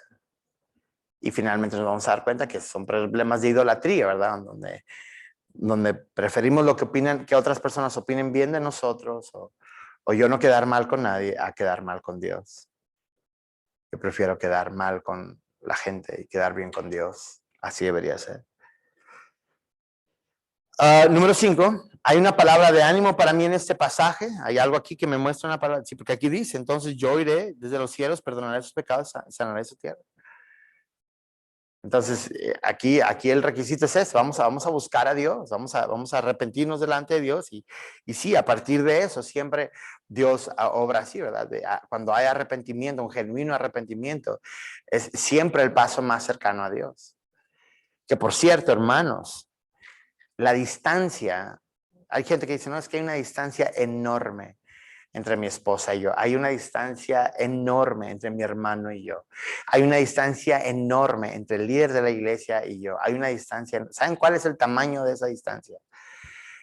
Y todas tienen la misma distancia. Y esa distancia es una palabra. Y esa palabra es, perdóname, perdóname. No, pero el que se equivocó allá es él. Tú tienes que reconocer tu responsabilidad. Estás a un perdóname de distancia para reconciliarte con tu hermano. Estás a un perdóname de distancia de reconciliarte con tu esposa. Estás a un perdóname de reconciliarte con tus hijos. Pero el orgullo sigue dictaminando y controlando tu vida. Al menos si estamos aplicando este pasaje. Humíllate, hermano. Humíllate. Porque si no, el Señor te va a humillar a ti. El problema es que nosotros, como tenemos fuerzas y como tenemos salud y como tenemos, no sé, has hecho alguna cosa y te ha ido bien, entonces ya te crees que tú eres la última Coca-Cola del desierto y, no, que ellos vengan y me pidan perdón a mí. Y eso es arrogancia, eso no va conforme al corazón de Dios. Hay de nosotros si somos pastores, así, imagínate que nosotros seamos pastores arrogantes, que estemos maldiciendo a la gente, ¿verdad? Que están bien mal y los maldigo. Chis, no maldices a nadie. Nosotros amamos a las personas. Dietrich Bonhoeffer decía, ay del pastor que se queje de su iglesia. Ay del pastor que se queje de la iglesia. Debe ser un gozo servir a la iglesia que en la cual Dios te ha puesto. Que la iglesia de Cristo. Nunca te debes quejar de tu iglesia, debes amar a tu iglesia. Ahora, si se dan cuenta que aquí la aplicación es acá, es aquí, no es, aquel brother necesita este mensaje, ¿va? Como muchas veces subimos ahí versículos a Facebook para que lo entienda alguien más. ¿No? Para mí, para mí. Versículo 6, hay una promesa de Dios en este pasaje que sea verdad para mí. El siguiente es el versículo 7, pregunta número 7, perdón. La pregunta número 7 es, ¿me enseña este pasaje algo acerca de quién es Dios? Ahora, esa es la pregunta más grande. ¿Por qué? Porque nosotros muchas veces lo que hacemos es de que interpretamos la Biblia, pero haciendo un hombre grande y un Dios chico. Y eso está equivocado. Nosotros debemos observar la Biblia y observar que tenemos un Dios grande y un hombre pequeño. Cuando hacemos un hombre grande, entonces siempre estamos viendo todos los héroes en la Biblia. No, sé como David, sé como Pablo, sé como Elías, y seguramente habrá algunas cosas que podemos aprender de ellos, pero nuestra máxima aspiración es ser como Cristo. Ser como Cristo. Entonces muchas veces exaltamos al hombre. Entonces tú solamente tienes que hacer esto y esto y esto para que seas este tipo de persona. Que por cierto, ese es humanismo, eso no puede ayudar mucho a las personas, o moralismo. Haz esto y esto y esto y esto y esto. La gente no cambia cuando le dicen cambia, haz esto y esto y esto. ¿Cuántos de ustedes se acuerdan del último sermón donde haz estas 4 cosas y ya vas a vencer el miedo? Ay, tú las hiciste las 4 y ya venciste el miedo. ¿Cuándo eso ocurrió? Y la respuesta es no ocurre así. Eso es, ¿por qué? Porque es moralismo, no cambia el corazón de la persona. ¿Cómo cambiamos nosotros como cristianos? Cuando nos damos cuenta de que tan grande es Dios. Que por cierto, si tú eres predicador, tu meta en la predicación no es, o sea, huye de esta meta si es tu meta. Si tu meta es, ojalá y cuando yo termine, la gente se me acerque y me diga, qué buen sermón. O me digan, qué impactantes palabras salieron de su boca. ¡Wow! ¡Qué predicador! Si esa es tu meta, entonces yo te sugiero, como alguna vez Charles Spurgeon le dice a alguno de sus alumnos, le dice, ¿Cristo no es tu sermón? Yo te recomiendo que cierres tu boca y no la vuelvas a abrir hasta que tengas algo que decir. ¿Cristo no está en tu sermón? ¿Cristo no es el centro de tu sermón? Entonces mejor cállate, no digas nada. Entonces, muchas veces así, ¿no? Estamos hablando acerca de nosotros, y queremos aspirar a eso, queremos quedar bien con la gente. No, no, la meta de la predicación es que digan, wow, qué impresionante Dios tenemos. Toda la predicación debe resultar en adoración hacia Dios. Es decir, wow, qué tan grande es nuestro Cristo, qué tan extraordinario es nuestro Dios, qué tan justo y perfecto es Él. En vez de lo contrario, eso, que bien predica el hermano este, no hombre, qué finas palabras, ¿verdad? Qué sabiduría. Porque tú estás tratando de impresionar a la gente. Que la gente termine diciendo, wow, qué tan impresionante es Dios. Entonces aquí nos dice algo habla algo este pasaje acerca de quién es Dios. Y la respuesta sí, nos habla de los atributos de Dios, ¿verdad? De su misericordia, de su gracia, de su justicia. Entonces, ese sermón es más acerca de quién es Dios que quién es el hombre. Porque dicen, no, es que aquí hay que ponerle, ¿quién es el héroe de esta historia? Los hombres que se humillan, porque eso es lo que podemos hacer la tendencia. Tú sé el héroe hoy y humíllate delante de Dios. No, Dios es el héroe que le dice al pecador cuál es la forma para regresar a él siempre. ¿Quién es el héroe en la historia? Dios es el héroe. Dios es el que interviene. Dios, su gracia, su misericordia. Y le está mostrando el camino que deben seguir. Entonces, me enseña este pasaje algo acerca de quién es Dios y esa explicación es muy sencilla. Dice, todo cambio verdadero en la vida cristiana viene cuando entendemos más acerca de quién es Dios y quiénes somos nosotros. Cuando más la Biblia nos muestra la excelencia del Salvador y del Rey, más desearemos pasar nuestras vidas en adoración a Él. Entonces, que por cierto, la predicación debe ser eso, un acto de adoración a Dios. Nosotros deberíamos predicar cosas que exalten a Dios, a Dios, a Dios, a Dios, a Dios, a Dios, a Dios. Y no a nosotros, a nosotros, a nosotros y a nosotros. Entonces, predica a Dios, predica quién Él es. Y de esa forma, exaltar las grandezas de Dios, los atributos de Dios. Número 8. Esta es una pregunta que tenemos que hacernos también para la aplicación, que es muy crucial. Yo diría que es de las más cruciales. ¿Y cuál es? ¿Qué voy a hacer diferente como resultado de mi tiempo en este pasaje? ¿Qué voy a hacer diferente? En las palabras, ¿qué tengo que cambiar en mi vida? A partir de ahora, ¿qué áreas necesito cambiar? Entonces, obviamente, antes de predicar un sermón, enseñanza, esto es para ti. Cómo Dios quiere que tú apliques ese pasaje. Y número 9, de qué manera puedo modelar, compartir o enseñar esta verdad a fin de que otros sean animados por ella. ¿Cómo puedo animar a que cómo puedo yo ser un ejemplo de estas cosas? Y bueno, ahora al final además les dejo ahí 5 indicaciones para hacer una correcta aplicación. Número 1, ora primero. Tómate un momento para orar a entendimiento y sabiduría a Dios antes de empezar todo este proceso incluso desde antes, toda la oración, toda la lectura debe estar bañada en oración, cada proceso, pero especialmente ahorita en la aplicación antes de saber, pídele al Espíritu Santo que te guíe. Número 2, toma suficiente tiempo para pensar. Toma suficiente tiempo para pensar. Número 3, escribe lo que estás pensando y lo que nos viene a la mente. Tienes ahí, yo tengo mi libreta donde creo que el Espíritu Santo me está diciendo algo, lo anoto, lo escribo y lo que estoy aprendiendo de la escritura, también cosas que tengo que hacer, etcétera. Pero escribe lo que estás pensando y lo que se te viene y lo que se te viene a la mente. Habla con otros, al pronunciarlo podemos obtener más información al respecto, no solamente para pensarlo. Habla cuáles son las cosas con otras personas, háblalo, a ver cómo puedo aplicar esto, háblalo. Pero a ti, no vayas diciendo, no, tú deberías aplicar este pasaje así, tú deberías aplicar, no. Hermano, saber cómo lo puedo aplicar yo, ser humildes en ese caso. Escucha, es mucha utilidad escuchar los otros puntos de vista. Pues muy bien, hemos llegado a la conclusión de esta clase. Los 4 pasos para la interpretación, ya vimos, ahora estamos hablando como que los primeros pasos, ¿verdad?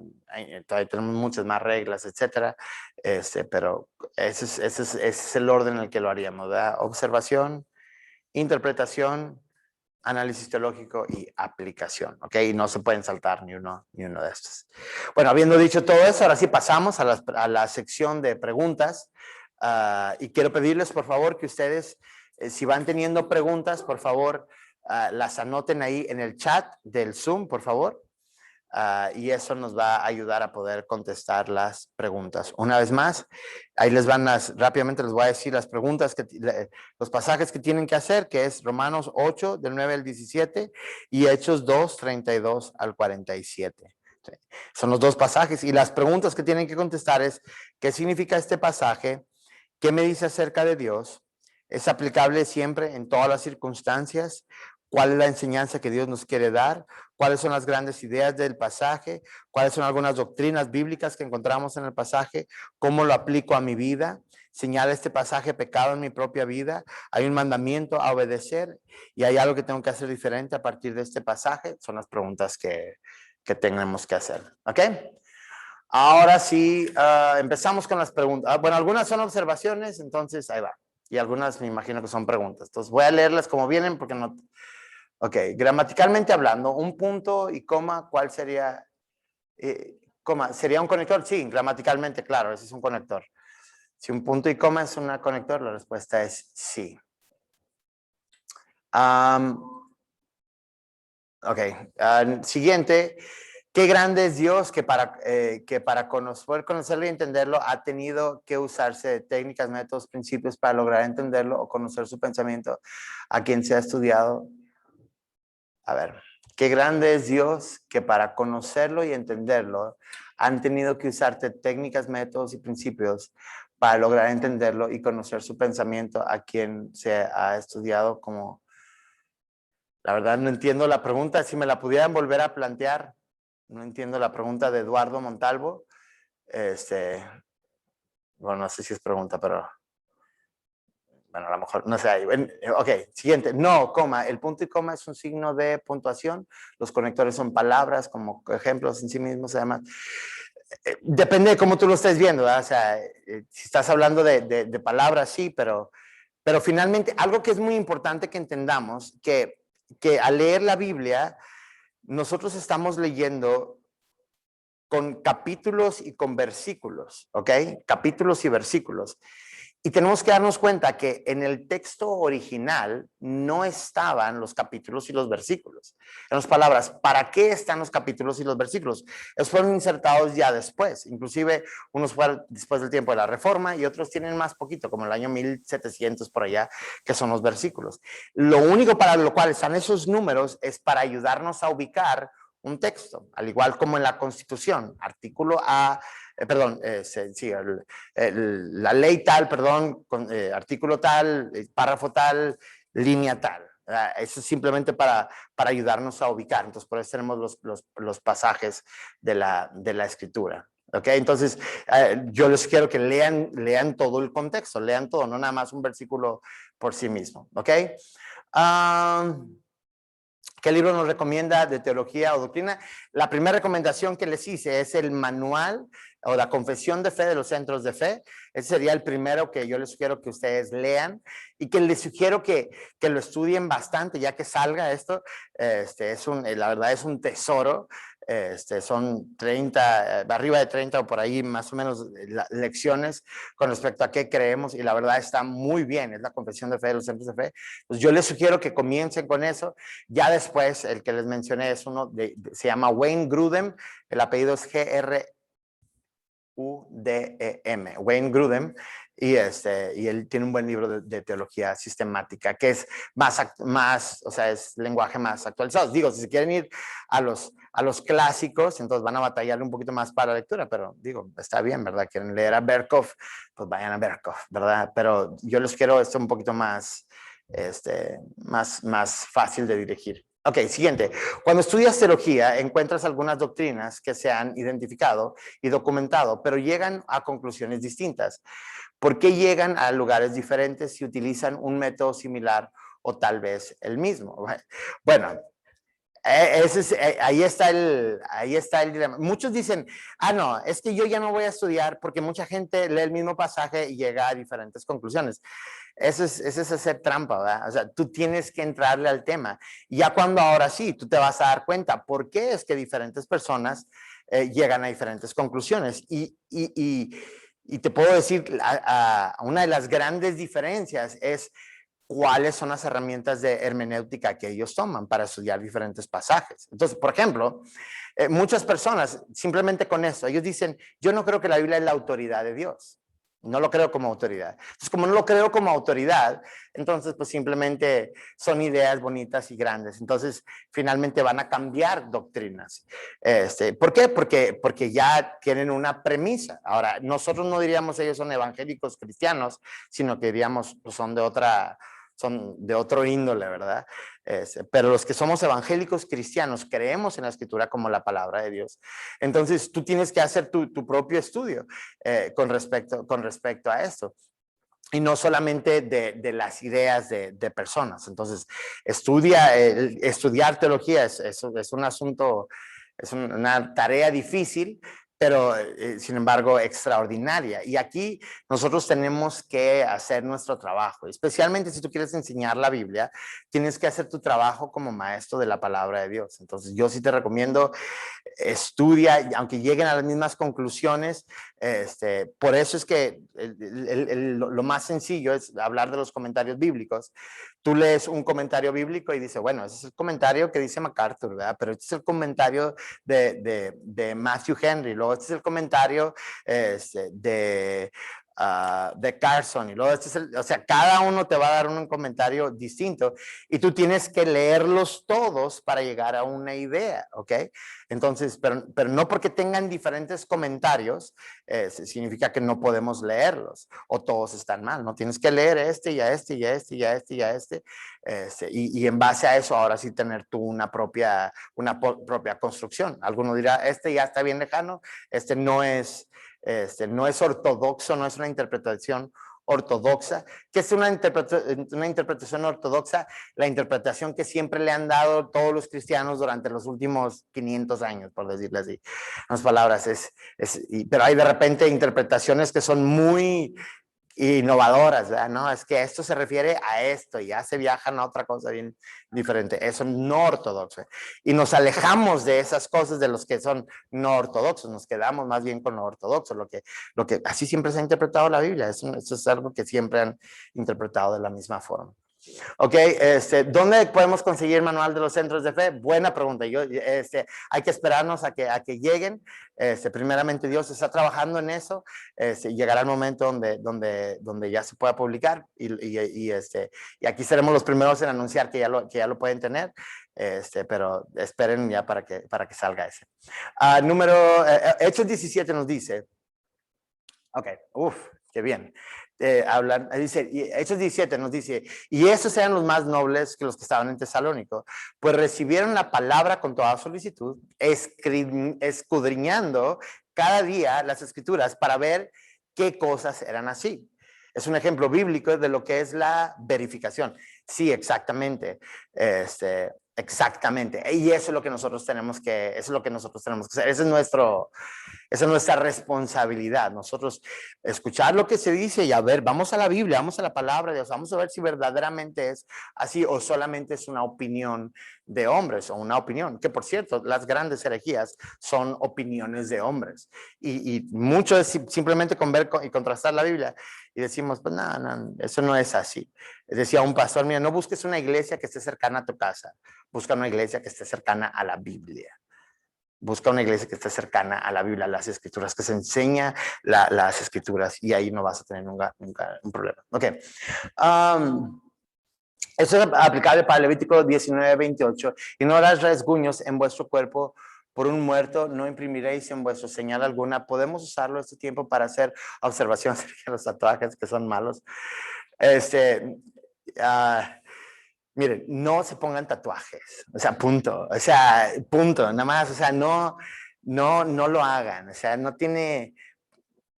Ahora, si quieren ir a eso, o sea, si van a usar Levítico 19:28 para eso, No necesariamente, ese no es el mejor versículo para usar.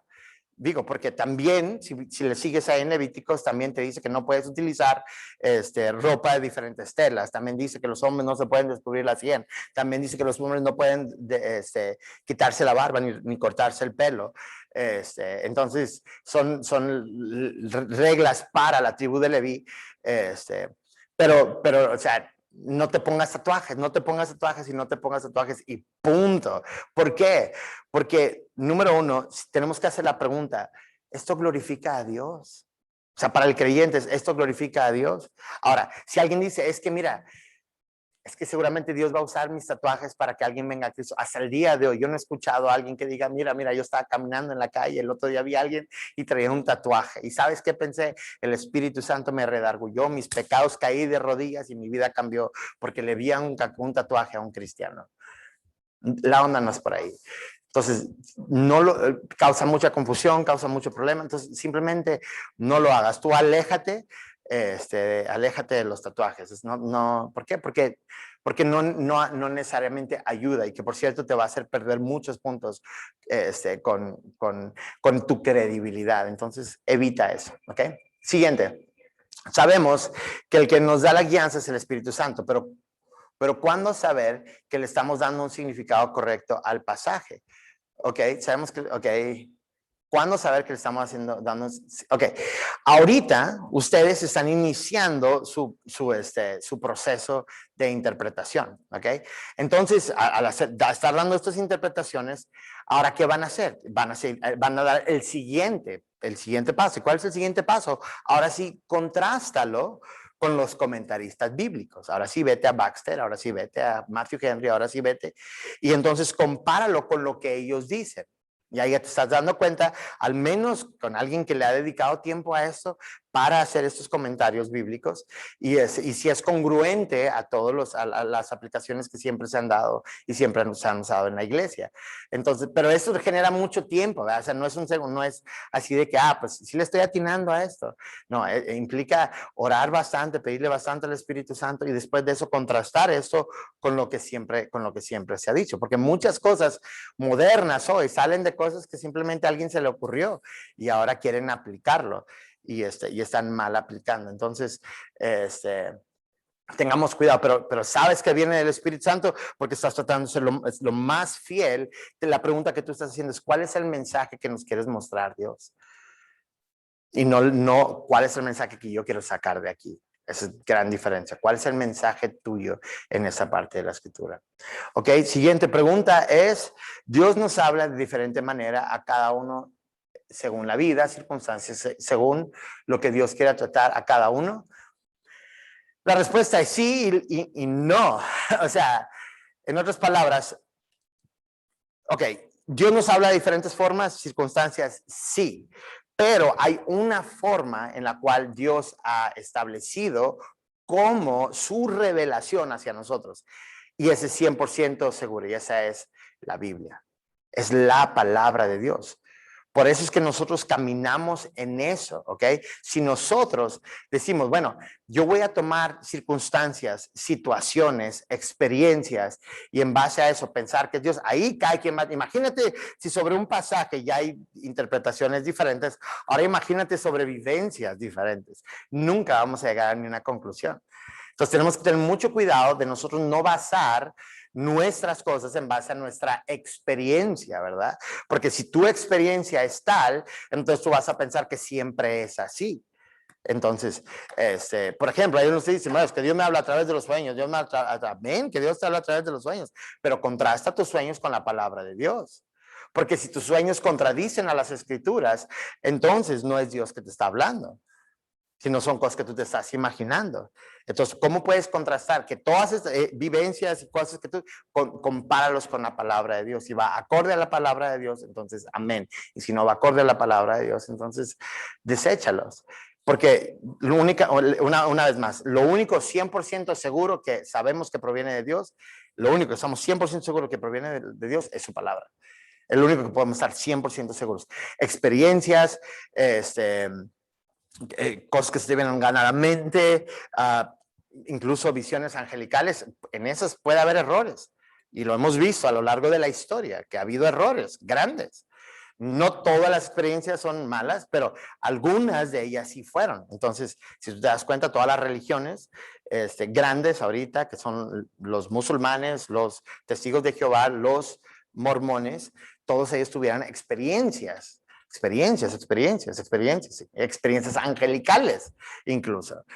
Entonces, y a partir de ahí vino toda la distorsión.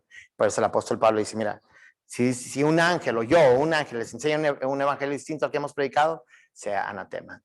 Ok, entonces cuidado con todo lo demás. Ok, siguiente, Hechos 16, 4, 5 dice, al pasar por las ciudades les entregaban ordenanzas que habían acordado los apóstoles y los ancianos que estaban en Jerusalén para que las guardasen. Así que la iglesia eran confirmadas en la fe y aumentaban en número cada día. Amén por ese versículo.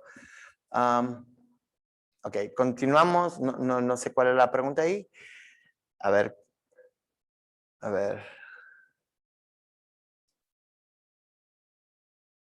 Sí, creo que ya cambió los tatuajes.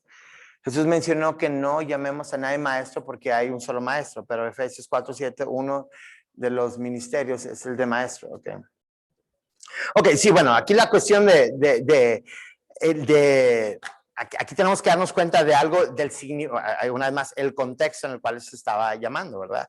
Para nosotros alguien dice, no llaméis a nadie maestro, ¿verdad? Porque hay un solo maestro, o hay un solo justo, ¿verdad? Jesús dice, no llames a nadie bueno, porque hay uno solo que es bueno. ¿Y a qué se estaba refiriendo a eso? Esas eran palabras, indicadores, que era el maestro, el bueno, el justo, en otras palabras, el Mesías. Y cada una de esas eran declaraciones donde él estaba reconociendo que él era el maestro. O sea, y uno que es, ahora hay otros que son maestros en cuestión de función, ¿verdad? Y eso no hay ninguna bronca en llamarle a alguien que está enseñando un maestro. Pero el maestro es Cristo solamente. El Mesías es uno. El bueno es él. El justo y verdadero es él. Entonces, cuando se refiere a el maestro, en este caso estaba refiriendo a eso, al que venía como Mesías, como único maestro por encima de todos. Entonces, y esa es lo que se llama no es una contradicción, es una paradoja, una aparente contradicción. Pero una vez más, está basada en esa sencilla idea de que todos estaban esperando al que era el bueno. Y Jesús estaba diciendo, yo soy el Mesías, yo soy el maestro, yo soy el justo, yo soy el camino, la verdad y la vida. Todo lo que Jesús decía acerca de sí mismo era cierto. Y cada cosa que tú leas a partir de eso son declaraciones de él acerca de sí mismo, acerca de su deidad. Entonces, si cuando lo lees en ese contexto, tiene un sentido más grande. Por eso tenemos que entender el contexto gramático histórico de eso. ¿Ok? Muy bien. Si pudieran o subirle más, es que no leo la última línea. Dice, o si quieren quiten el cuadrito del video, por favor. Ahí está, gracias. Ok, de las clases pasadas entendemos que la interpretación correcta necesaria es el concepto de exégesis. Usar el concepto de exégesis estamos compartiendo erróneamente. Sí, una vez más, la exégesis es el significado que yo le quiero dar, el significado que yo le quiero poner. No el significado que es el significado que yo le quiero poner. Entonces, para eso muchas veces hacemos chapuza, ¿verdad? Porque nada más hacemos una cosa o una parte, ¿verdad? No, tenemos que nosotros darnos cuenta, a ver, ¿qué dice el pasaje? Y en base a lo que dice el pasaje, dar nuestra enseñanza en base a lo que dice el pasaje y no lo que queremos que diga el pasaje. ¿Ok? En otras palabras, la exégesis es una forma de hacerlo objetiva. ¿Ok? Y la eisegesis es una forma de hacerlo subjetiva. En otras palabras, todo va a girar en base a mi interpretación, lo que yo quiero, y nunca vamos a entrar en la misma interpretación. ¿Ok? Pero bueno, muchísimas gracias por este tiempo, gracias por estar aquí. Estamos continuando con estas clases, gracias a Dios. Estamos avanzando, esta es la tercera clase. La próxima semana es la última clase, que por cierto, esta sería su última tarea, porque ya vamos calculando todas las tareas en base a... Y esta última semana no tendrían... Esta semana sí tendrían tarea y la última semana ya no tendrían tarea, ¿ok? Entonces, Prácticamente cuando hay cambio de curso, eso es donde no hay tarea. Entonces, pues muchísimas gracias. Oramos, Dios, gracias por este tiempo, gracias por esta clase, gracias por todos los que están aquí y te damos gracias porque podemos aprender cada día más y más de ti. Ayúdanos a ser responsables en el estudio de tu palabra. Ayúdanos a entender lo que tú quieres de tu palabra para que nos cambie. Ayúdanos, Dios, a ser heraldos del evangelio, que proclamemos el evangelio de Jesucristo y que nosotros siempre estemos buscando cómo glorificar a Dios en todo esto. Gracias, Jesús, por cada una de las personas que está aquí y gracias porque tú estás obrando en cada una de nuestras vidas. En nombre de Cristo Jesús. Amén. Amén. Dios les bendiga. Nos vemos la próxima semana. Dios les bendiga.